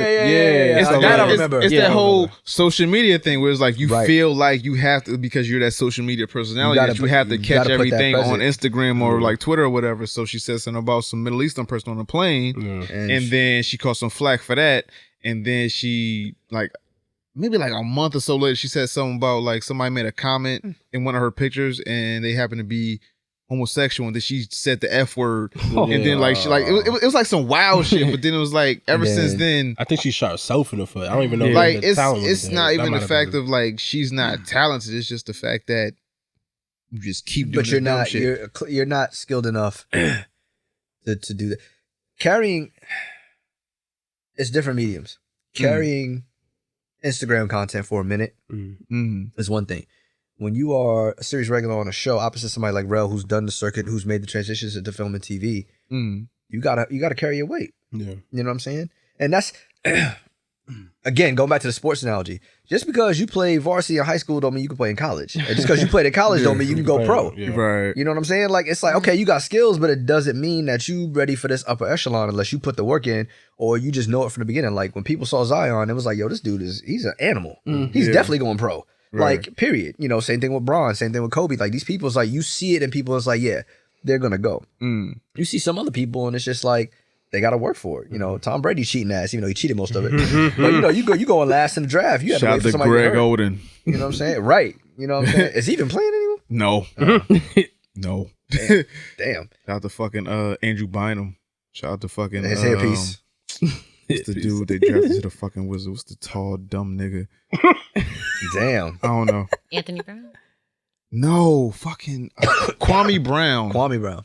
There you go. You was close. Somebody said I watched It jogged something. I watched a YouTube video where they said Jordan ended his shit though. Yeah, he did because he was on the Lakers and then he went to the Wizards. Then Jordan was like, nah, You're a bum. you're a fucking bum. and you have somebody like, I mean, look, I'm gonna keep it 100. If I was on set with Denzel and he was like, yo, you suck, I'd quit acting.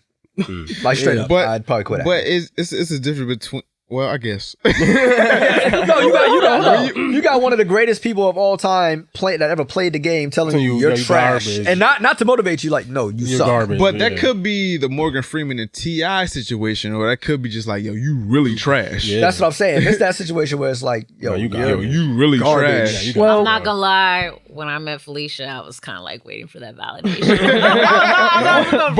Because she was watching from above, and I'm like, But that's different. That's like Jesus Christ. Jesus Christ. Watching from like, yo, do these little motherfuckers got it? Let me see real quick. Oh yeah, I like her. Look light skin, red bone. Right, I like her. right. Right there. right. Or you can look at it from Will Smith, for example. Like, I didn't know that James Avery didn't like none of his acting. Right. I didn't know that shit. Will revealed a lot, and it goes back to the social media thing. He said something on when he was interviewing with Sway, and he said for the longest time he was living up to what Will Smith was supposed to be, Mr. Box Office, Mr. Summer, and that's where he started having these droughts, even though they technically weren't flops because they were making their money back, but it wasn't Will Smith numbers. Yeah. And he was just like, I'm not being me. Because I'm living up to what everybody expects Will Smith to be. And he's like, once I had to let that shit go. And I think that's why, like, I heard you guys talking about Bad Boys. I haven't seen it yet. But, like, me neither. people that... And I was one of the main ones. I saw the trailer and I was like... And everybody that I've talked to, even here you talk about, everybody I talked to was pretty like, good, yo, yeah. it's actually Seemed really good. good. Yeah. Surprising. It's alright. Yeah. You saw it? Oh, you saw it finally? It's alright. You said they're I. already greenlit for a fourth. Yeah. That's It's alright. bad for industry standards. Yeah. Not even for my standards. I guess I gotta take myself out of the first two. It's alright. It's 76, what was it, 76 million over the weekend? No, it Made like 100 100 million now. Made like 100 worldwide, I think. over the So, weekend. but it. I'm sorry. Go ahead. I'm gonna save my shit for Sunday. That's hilarious. I mean, I think it's hard, man. It's hard to be yourself with the thing of social media. Right. And that goes back to what we were saying about the anger was what content, like I can't be me on social media. I gotta be this Chris Greene who, here's this, and here's that, here's this, here's that. But is it worth it in the end? No, that's what I'm saying. To me, it's not. It's like, it should be, it's a tool. It's a tool. At the end of the day, I do a movie like what Will Smith did with Bad Boys. Like I saw that shit, the whole lift with the Porsche. Yeah. That's genius. Yeah. Like, because you still promoting the damn movie. He wouldn't do that otherwise. Right, yeah. Promoting the shit out the movie. I mean, Kevin Hart did that shit, but that's a whole different. Yeah, but I mean, it makes sense promoting the movie. But it's like, why do that otherwise? You know what I mean? Like, what is the point in doing that otherwise? So you gotta find the happy mediums with it. But I think if you're solely basing it off that, I'm solely gonna give you a job on your followers. That's part of the reason why they were getting rid of how you can see how many likes or whatever. Yeah. That's part of the reason why that shit. Yeah. That's also part of the reason why I think I heard somebody say they're about to really heavily filtered pictures or some shit like that. It's about to be flagged. Like they're limiting the filters now because these Instagram models is getting paychecks and a bunch of fake shit. Yeah, and then they showing up and it's they're like ruining our market. Catfishing is real. You're not looking I'd nothing like catfish this. at least 5 times. Right. Today. At least Right? 5. Today. To this day. To this day. Yo, he's gonna beat the brakes off Tyson Fury though. Oh, he gonna beat the fuck out that He's nigga. gonna beat the brakes off. I cannot wait. That big black ass Alabama ass nigga. Yo, I can't wait. That's what I'm saying. Like, people don't realize. I'm like, yo, he is the modern Mike Tyson. This dude goes to the ring trying to kill people. Yeah. Like, I don't want to fight nobody. Like, and you from the deep south? No. You have deep down issues. He is slavery. Like, if slavery was a word, he is slavery. That's a big ass black he like 6'2", 6'3" ass nigga. Who big is this? black ass Deontay Wilder.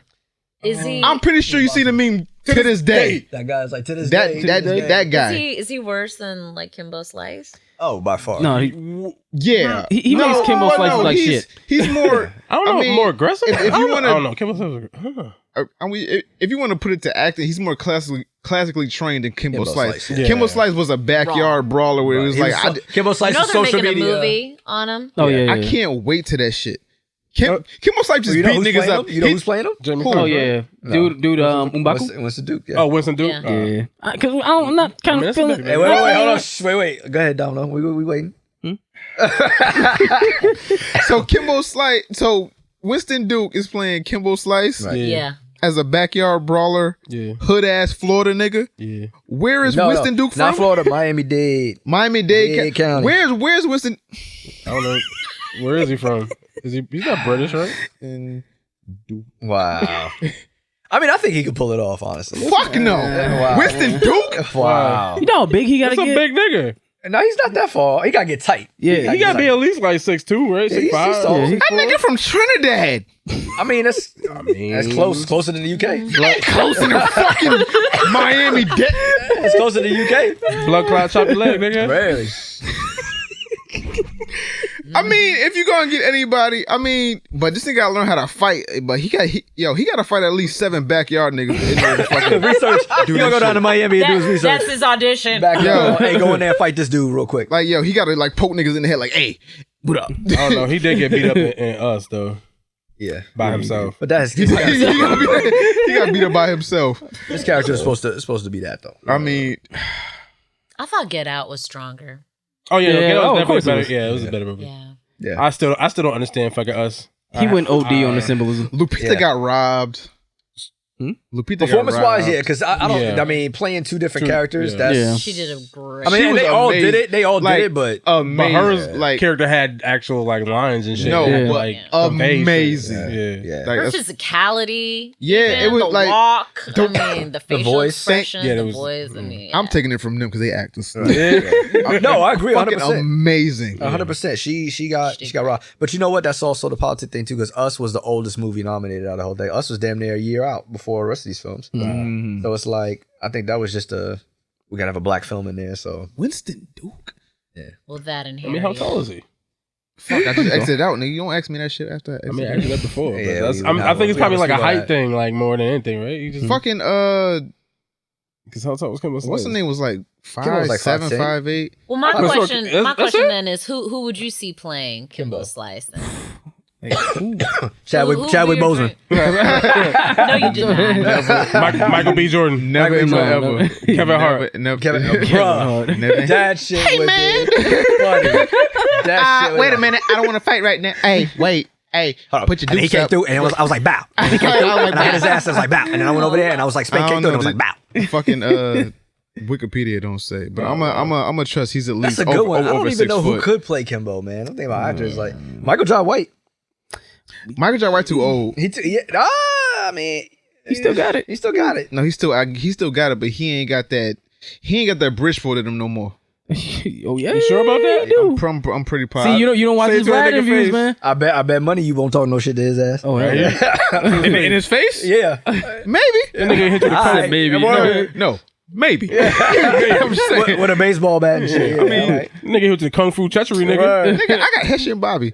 Yo, take that. What I got to do with this? I don't know. Stay front line. I don't know. Look, that's the shit right there. That's like every homeboy hates that shit. When your boy talk shit, then he try to bully your homeboys, and it's like, Nah, but I'm not. why? I'm a pacifist. I don't believe in violence, nigga. I'm not scared of most humans, but you know, Michael Jai White, he just because he knows shit. He know like kicks and shit. Yeah, like he told a story, right? He said, this is when he was in his like really like in his kung fu shit. He said he had a habit of hitting people He couldn't pull his punches. yeah, because no, it's like in real life because he's so used to combat that he'll be on the subway and he sees someone right here and he just went. He went like that and he hit him and his nose started bleeding and shit. Dog. He said he walked off like, oh shit, because it was. It's a fucking sociopath. Dog. That's a legit hit and run. Right. Yo, that's the name of the episode. Hit and run. Man, listen. Hey, Michael Jai White, because he be retweeting my shit. Hey, man, I got bad love for you. I got bad Yo, respect for you. my goal is to Don't get fuck me Michael up. Jai White on this show because he's from Bridgeport. Yeah. We from Bridgeport. So Hey, we Michael gotta, Jai White, Three Ninjas Podcast. we, Stop playing. we gotta get him on the show, either in person or on the phone. We gonna get him on the show. Yeah. Word. So, Hey, rep. Stop playing. so Do it. We tried to get him before, right? I mean, You gotta give it up. he I was- mean, he's not following me. he but was the always one that act replies like to a my diva, tweets. kind of. That's weird. But that's the strange thing. It's like he He was don't on follow diva you. He shit. always replies to my tweets. I I'm got like, you. Chill out. oh wow, you finishing it up. Right. Hey, you know you got that Henny over there, too. I'm taking this home with me. This for Sunday. Oh wow, okay. Oh damn, why you gotta take it home though? You don't trust these cats? Who them? Yeah. No.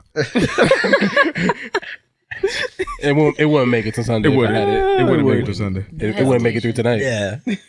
That shit's hilarious. Yeah. Oh, thank you, sir. What else I got, man? Hey, you know we got a drive. I know. Oh, sure. So, You do. last question I want to ask y'all is if y'all wanted to give any advice to an actor or actress, whether it be like with social media, Don't do it unless you got rich parents. Goddamn. nigga. approaching social media. I guess Hollywood as a whole. What would y'all advice be? Ladies first. As far as social media goes, like that's still territory I'm still trying to learn and tackle. Honestly, I really just stay focused on the work. Chris had me speak on a panel that he hosted recently, and there was another panelist on there, Brittany. She's Shout out Brittany Ann. She's a two boomerang. I want my monies. she's amazing, but she made a very good point in that the followers will come in its time. Stay focused on your craft, right. And I'm a firm believer of that too. I think it just comes with time. Like I'm on The Walking Dead, and with Subtle flex.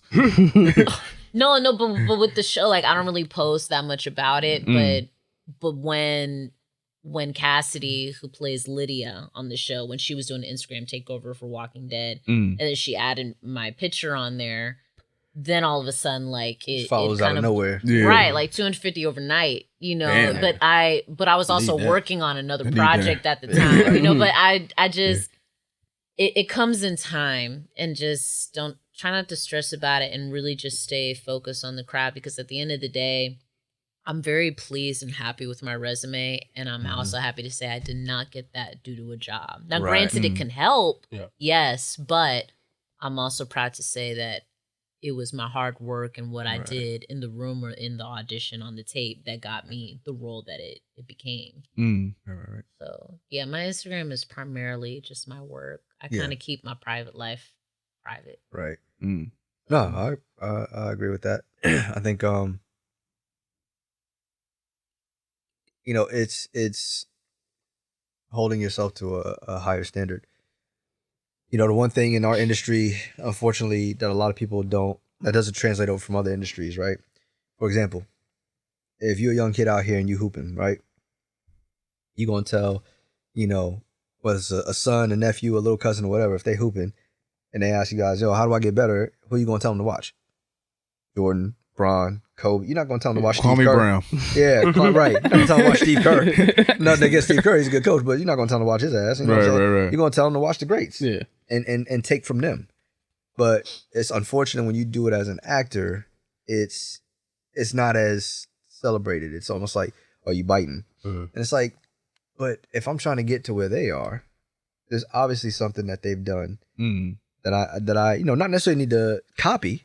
You don't want to copy, but you want to go, okay, their work ethic. Okay, how they handle their business. Like the one thing I'll say off gate, as far as the social media, I tell people, and I've been looking at it recently, is study Kevin Hart and The Rock. Them dudes are 100% across Twitter and Instagram, 100% the most official on how they handle their shit. Like they put up something notoriously is going viral every single time. Right. Yeah. And They have a great dynamic. yeah. And it's like, okay, do that. The Rock's Don't reinvent the wheel. right. The Rock's work ethic is crazy as far as in the gym. Yeah. I wish he applied that more to some of his, diversity in his acting, but he also knows his type. Like we were talking about. Bang, bang. Right. That's a shot. Right. I mean, but the thing is it false though? You're not gonna see The Rock in no romantic comedy. Right. I mean, it's still to come. So, but I think the sky's the limit for Rock, but for Kevin Hart, I think he's hit the ceiling. That's the personal shit, and that goes back to what Tamara was saying. Is like keep your personal life personal, but at the same time, Kev, and he says this in a documentary. I mean, you fucked up at this point. Kev, Justin Timberlake situation. It's like, yo, you are globally known. There's nowhere in the world that every white boy looks the same, but everybody knows what Justin Timberlake looked like. Yeah. So when you get somewhere, of course, people gonna pull their phone out and do that. Same thing with Kevin Hart. People gonna pull their phone out and record you. So don't be doing no shit you ain't supposed to be doing because you know it's gonna happen. I also think it's through their team, like Tiffany Haddish as well. Like their team puts their content out so much, like in a mass production, which they're doing great work. But because it's all it's all in a short period of time, then the audience could also potentially lose focus because it's overload. Right. Whereas some artists that are spread out, like say Fabulous comes out with something every 10 years or so, like, oh snap, like okay. Oh yeah. And then Holla back, youngin. right,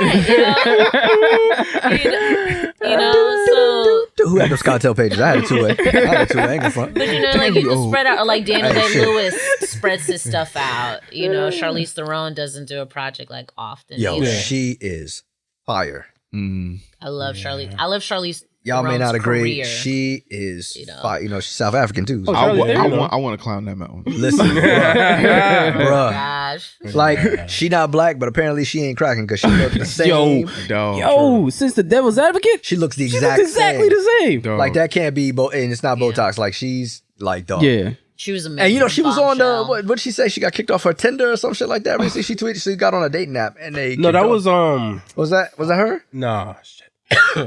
Who was that? Sharon Stone. Oh, Sharon Stone. Sharon Stone, yeah. Sharon Stone out here? Yeah, she out here trying to get. She giving no box? Oh, man, listen. Oh shit! Listen, you better holler. I mean, Cougar, hey, saber-tooth tiger, baby. Maybe looking for the basic instinct. moo. Yeah, but no, it's putting out. I think there's a thing of doing too much. Like, to me, the social media, and that's actually a good point. And basically, to me, is putting out content every single day, multiple times a day, is almost like putting out a movie every other week. Like, after a while, it's like, okay, damn. Like, I don't want to see your ass in every single thing. Like, Kevin Hart? basic. That's why people got tired of him too. Like, he was coming out with a movie every other month. It seems That's what like. it felt like. Yeah. I'm sick of Kevin Hart. It's You like, just hate that nigga. That's what. If y'all want to label me one nigga I hate Kevin Hart But for why I can't go? because he's in every fucking thing. Don't hate the game, not the player. I don't hate him, but y'all label me as I hate him. Because you hate that nigga. I don't hate that. Every nigga. chance you get to say something disparaging about I that just nigga, want him you do. to chill the fuck out, calm the fuck down. He did that. Because The car did it for him. we've had this conversation with Rob Markman. If he wants to be on the Eddie Murphy level, he has to calm the fuck down with Right. as many movies as he's or putting out. Dave Chappelle. Because they're not good movies. Yeah. Eddie Dave Murphy Chappelle. put out classic after classic after classic. Good movie, classic. Yeah. Kevin Hart's just putting out movie. And you just touched on it. That's the thing for me. At the end of the day, it's always about quality versus quantity. To me, if you look at my resume and say, oh, Chris hasn't been in a lot of shit, but if you look at my shit, it's like bangers. You know what I'm saying? Or shit, it's like, I fucks with that show. I like that show. I don't want it. And as much respect as I have for Sam Jackson, but you got to think about it. How many fucking credits this dude got? Like 300? Not all them shits are bangers. Yeah. You know what But I'm saying? I don't hold that against Sam Jackson though, because No, Sam because he's a Jackson- working man. Like his work ethic is, this is a job. Most of Sam Jackson movies be hit. Yeah. Most of them. But Kevin Hart movies is just like Formula 51, Black Snake Moan. Nah. You don't like Black Snake Moan? Black Snake Moan was I alright. kind of liked it. He was alright in Black Snake Moan. But you don't like Christina Ricci? And Deep Blue Sea. Christina Ricci I got didn't a like problem that. with. You don't like Christina Christina Ricci? Ricci I got a problem with. She like mildly racist. In real life Wait, or just in what? the movie? Like real life. Yeah. Is she really racist? Yeah, like Don't do that to me. mildly racist. How she don't. Don't hold Casper against her. She mildly racist, nigga. Wow, wait, I didn't know about this. Wednesday? Damn. Wednesday, yes. Wow. Hmm. Yeah. No, that's a shame. That's I'm just- just Okay. I'm just sorry saying. to ruin that for y'all. I'm sorry. My bad. But yeah, it's just like you got to look at, like, for example, you talked about that. It's like, all right, if you go down like Denzel, something like that, you'd have to scroll for a minute to find. Oh, that movie was, you know, it's like what's his name? Daniel Day-Lewis. Yeah, Daniel Day-Lewis. Off the top of the head. Yeah, Daniel Day-Lewis. I mean, one movie every 4 years. Yeah. You know what I'm saying? It's like Jay Farrell. What did he say when he did that skit? You know, only had one bad movie. That was Virtuosity. You know what I'm saying? It's like, technically, yeah, that shit was terrible. Yeah. You know what I mean? But again, you got to look at that sort of thing. You look at somebody, like you said, is Kevin Hart, where it's, you know, you're putting out movies and that's great. You're putting out content, but it's not. It's not. And Tiffany's starting to get that way. And I got mad love for No, Tiffany Haddish. Tiffany's been I that got way. mad love for her, but she's starting to get we that need way. to keep.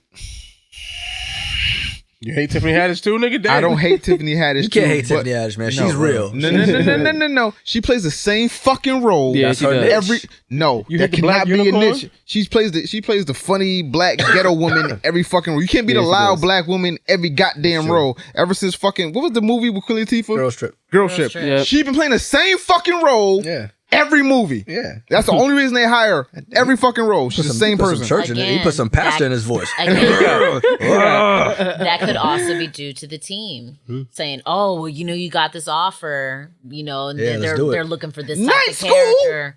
You still the fucking loud black woman. Night school. Hey, Yo, you man. angry? You know they making a TV show, right? How they make a TV school? Night school? Yep, TV show. Yep. Are you in it? No. Okay. I don't care then. But actually, on some real shit, the TV show might actually be better. I think that's a type of concept that's good for TV. Like, because it's better to Yeah, Night chronicle School would be good him for TV. going through school. You Yeah, know what I'm him- saying? yeah, him going through I the think that actual would be school straight. year. But she's producing on it. Will Packer, her, Kevin Hart. They're not in it, Listen, though. I'm not mad. Yo, I'm rooting for everybody black. I'm Don't just seem saying. like it. Wow. I'm just saying. You hate I love you. Relax. I'm rooting for everybody black, but it's just the fact that, like you said, quality over quantity. Yeah. I'm not with it. Yeah. It's just it's quantity, Right. but And that shit doesn't fly. it don't fly with me. all the time. Maybe But- I'm the only one that got a difference of opinion. I don't know. But again, the reps, I mean, the reps have a thing to do with it. The actor can also say, I agree with that too, what Tamara's saying, but the actor ultimately has a say at the end of the day.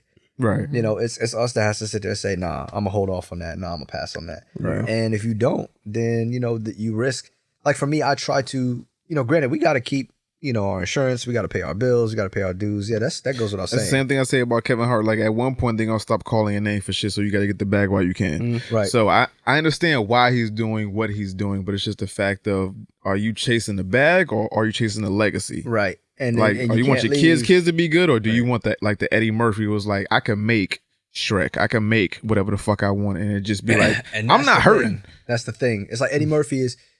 People sit there and say, "Well, Eddie doesn't have to come out with anything." To me, it's like Nas, it's like Jay-Z. It's like to me, it's like Jay don't need to come out with another album. You could do a whole set just off your first 4 albums. Yeah, Same thing with Nas. you can do It's something like, with B-sides. Really? Yeah, just like really, like your whole album, like your catalog is stupid. You know what I'm saying? Same thing with Nas. Same thing, like it's like a lot of these rappers out here don't have to put shit out over and over and over and over and over again. It's developing that type of the content. Like to me, I was like disappointed in M. I'm like, yo, why are you dropping another album, dude? not talking about that. Now the first couple tracks I thought I was like, all right, cool. And then after a while I was like, yo, you're whining You're not gonna get me to talk about that white man like that. Listen, man. It's one of my favorite white men. No, but that's why I'm upset because I'm like, yo, what are you doing, nigga, dude? I'm upset. Right. Out of like nowhere, Godzilla? dude, it's like, yo, and if you gonna do it, then no, Godzilla, that shit is crazy. Yeah. He goes hard on that. Yeah, And that shit with Young and May, I'm like, Yeah, yo, the Young and here's, May. What? here's the thing on her that. her verse. I gotta speak on that real quick before we wrap up. Listen, Please. I'm very secure about my shit. I don't worry about no dudes trying to holler at chicks. Oh. I don't worry about, I don't play that cuffing season. Yeah. But Young and May come around, I'm cuffing the shit. Yep. She She gonna scoop your girl, nigga. Yeah, 100%. women 100%. women eat pussy way better than you. So it's just that's just the She's short got of the it. best of both worlds. She's got manly energy and a female body. Like for the most part, like female essence. I said not body essence. And that you can't beat that shit. she got the strap and she can eat pussy way better than you. It's like I heard her on the verse before I even looked who was on the track. I thought I was like, yo, what Who is this this? nigga? Yeah, who this nigga? Who This nigga. This nigga spitting. I was like, yo, Oh, he's spitting. He's spitting. Oh. So he's spitting. Okay.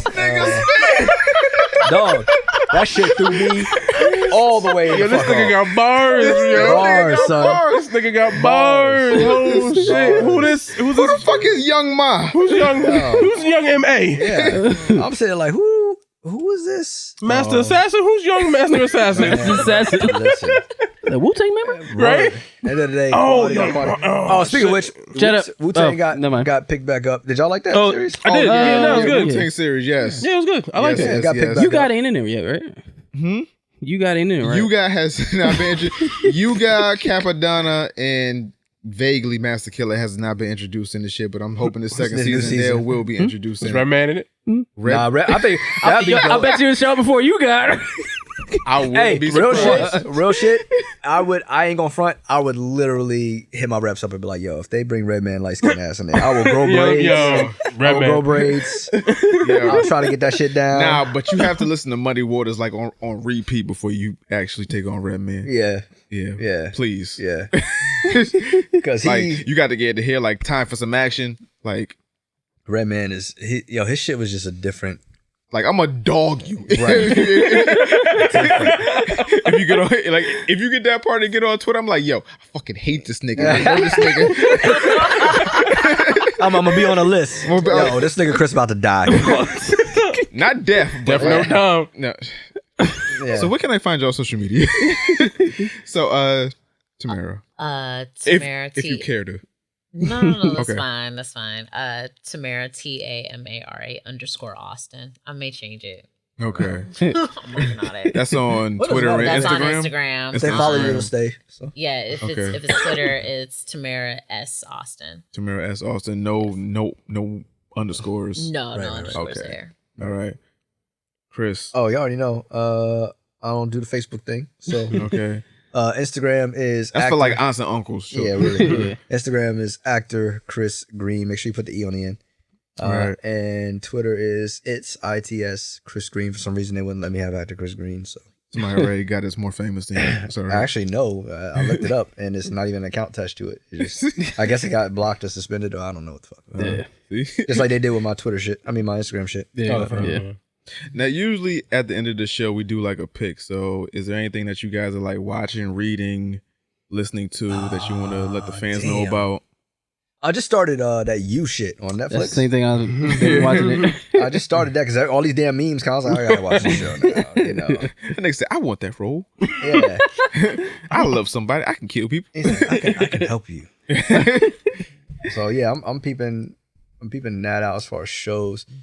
I gotta check out Bad Boys. Last couple movies I saw were Uncut Gems and the Adam Sandler joint, which I thought he did great in, but the movie just That's coming on Netflix, so I'm not going to the movies to watch that shit. the movie just wasn't. Something that It wasn't- Gems? It did. He did well, but that's the content didn't match with the level where he was at. Unfortunately. Kevin Garnett fucked it up. Nah, Kevin. Well, Kevin's playing himself because this takes place back when they were in the playoffs and Boston was Yeah. winning, so he was just being Kevin Garnett. Yeah. You know. Yeah, I think what was the other movie I saw? I saw another.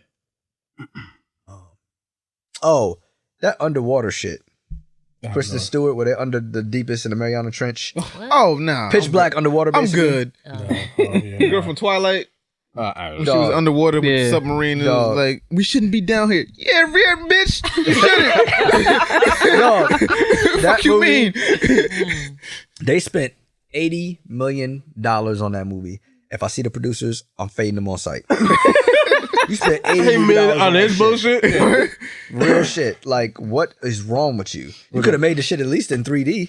Yeah, for real. It was yeah. No, I was a little hot about that. If I didn't get into the movies for free, I would have been pissed. Tamara, you got a pick? This week, I've been watching a bunch of films somewhat related to the project I was working on. So I mentioned a bit earlier, Silence of the Lambs, which I know is a classic, but I hadn't seen it, but I finally did. Okay. So I watched that. I watched Wind River is really, really good. As Elizabeth Olsen in it. John Bernthal. Is John Bernthal in that? Jeremy Ritter. Oh, is he? I thought John Bernthal was in that one. I guess not. Yeah, it was really, really good. Goes through the discrepancy in native reservations and the crime system and how there's no missing reports for any Native Americans.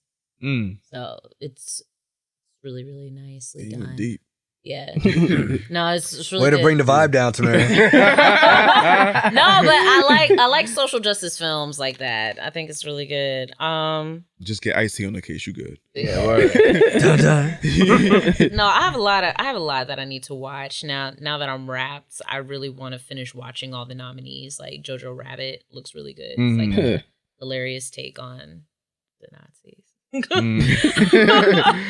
I know is a bit twisted, but it's like hilarious and Nazis never been together. right. But yeah, I get you. But Watiti looks like he did a really good job with it. So I'm really curious to see his take. It's from a child's perspective, but it looks really good.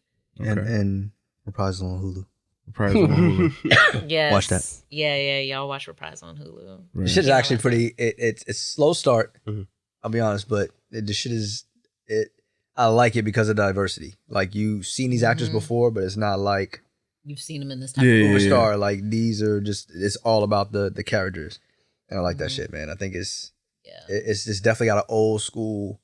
It's really timeless. Yeah, old school feel. It's old school, but like the shit that they're like driving and all that, but it's modern. It makes sense. It's actually, I was like, oh okay, and then you get to see this one do some hood shit. Right. Sure. Like hood shit. I'm with Tamara and hood shit. Should we tell him about your nickname? No. T Murder. No. Oh, that's it. Broomquisha. You don't want to tell him about your nickname? No. Stop. You gotta watch the show. Yeah. So what's it called again? This had nothing to do with the show. She had this way before. Oh, okay. No, back when I like first moved to the States, I used to listen to like a lot of like hood music and everything. Like this was like back, I was in Texas, so like Mike Jones, I knew about him like 2 to 3 years before. Exactly, like way before BET was like brand new artist. I'm like, bro, what you talking about? And T.I., like we always knew about him. So like I was listening to underground music and stuff. So like I was real. So you gotta tell us. Yeah. Trap Tamara. Trap Tamara. So like if you bring like the early 2000s type back up, like put on TT Trap Neil Folk Neil. Cash money for the 99-2000. Don't be trying me here though. Don't be trying me. Trap Tamara. So I appreciate you guys for coming through. Appreciate you guys for staying as long as you did, because I know you said he had a hard out at like 10. It's like damn near midnight. Damn. No, for real. So I appreciate y'all. Facts. We appreciate Bobby you. didn't eat his Thanks damn for pizza. having us. I appreciate you guys for coming. You said you wasn't even gonna talk. I know, right? I knew she was going to. That's what like they got the mic set up. It was like, yo, AOG 5 mics. Yeah, pretty much. Nah, thanks for having us. Get the source up in here. No problem. So anything else, fellas? I mean, it's about it. I just want to say thank you to Chris. I appreciate you for always supporting us and shit. Because like you definitely don't have to. Like you do all this shit, and we don't like we can't pay you for it. Like you just do it off the strength of like. Oh man, I rock with show y'all. up the show. 100%. Like, so I Off the wanna- strength of Bobby. Yeah, I mean, so now like I can say it to your That was face, like face to face. The dude that shit on my resume. Well, you know. Well, I didn't. Like that. Yo. I'm appreciative, even if Bobby Y'all not. niggas need 5 minutes outside. Show over now. Nah, the cool thing about Chris is that I didn't even know he was famous until like Shit, I'm far from that, man. damn. You've been in shit. Like it's like Yeah, far from famous. oh, this is acting nigga. All right. Oh, don't worry. When I get on, man, y'all get y'all travel game tight, man. It's gonna happen. Word. Yeah. Yo, if I could maybe get some pussy up, like I know him. Wow, that's what we doing now. That's what My we doing nigga, now? I'm definitely using you for like, yo, if you get something big, He trying to get know me. him, baby. Domino trying to get me caught up on TMZ and shit. You ain't gonna get me too. No, I'm talking about for me. Like, baby, I they know gonna him. be like, so oh, what? yeah, you do it dirty. I'm like, that's Chris Green's homeboy. They ain't gonna get mad at you. Oh shit! Oh shit. I'm gonna be apologizing for tweets from 10 years ago. It's your fault for bringing that crown apple. Yo, I already said I ain't apologizing for shit. You might want to. I might not, but I might want to, but I'm probably not. You know, shit. So, I done said mad shit. so with that said, anything else, fellas? Nah, nope. I think we made it. All right, so Ninja Vanish. Oh shit. We out of here.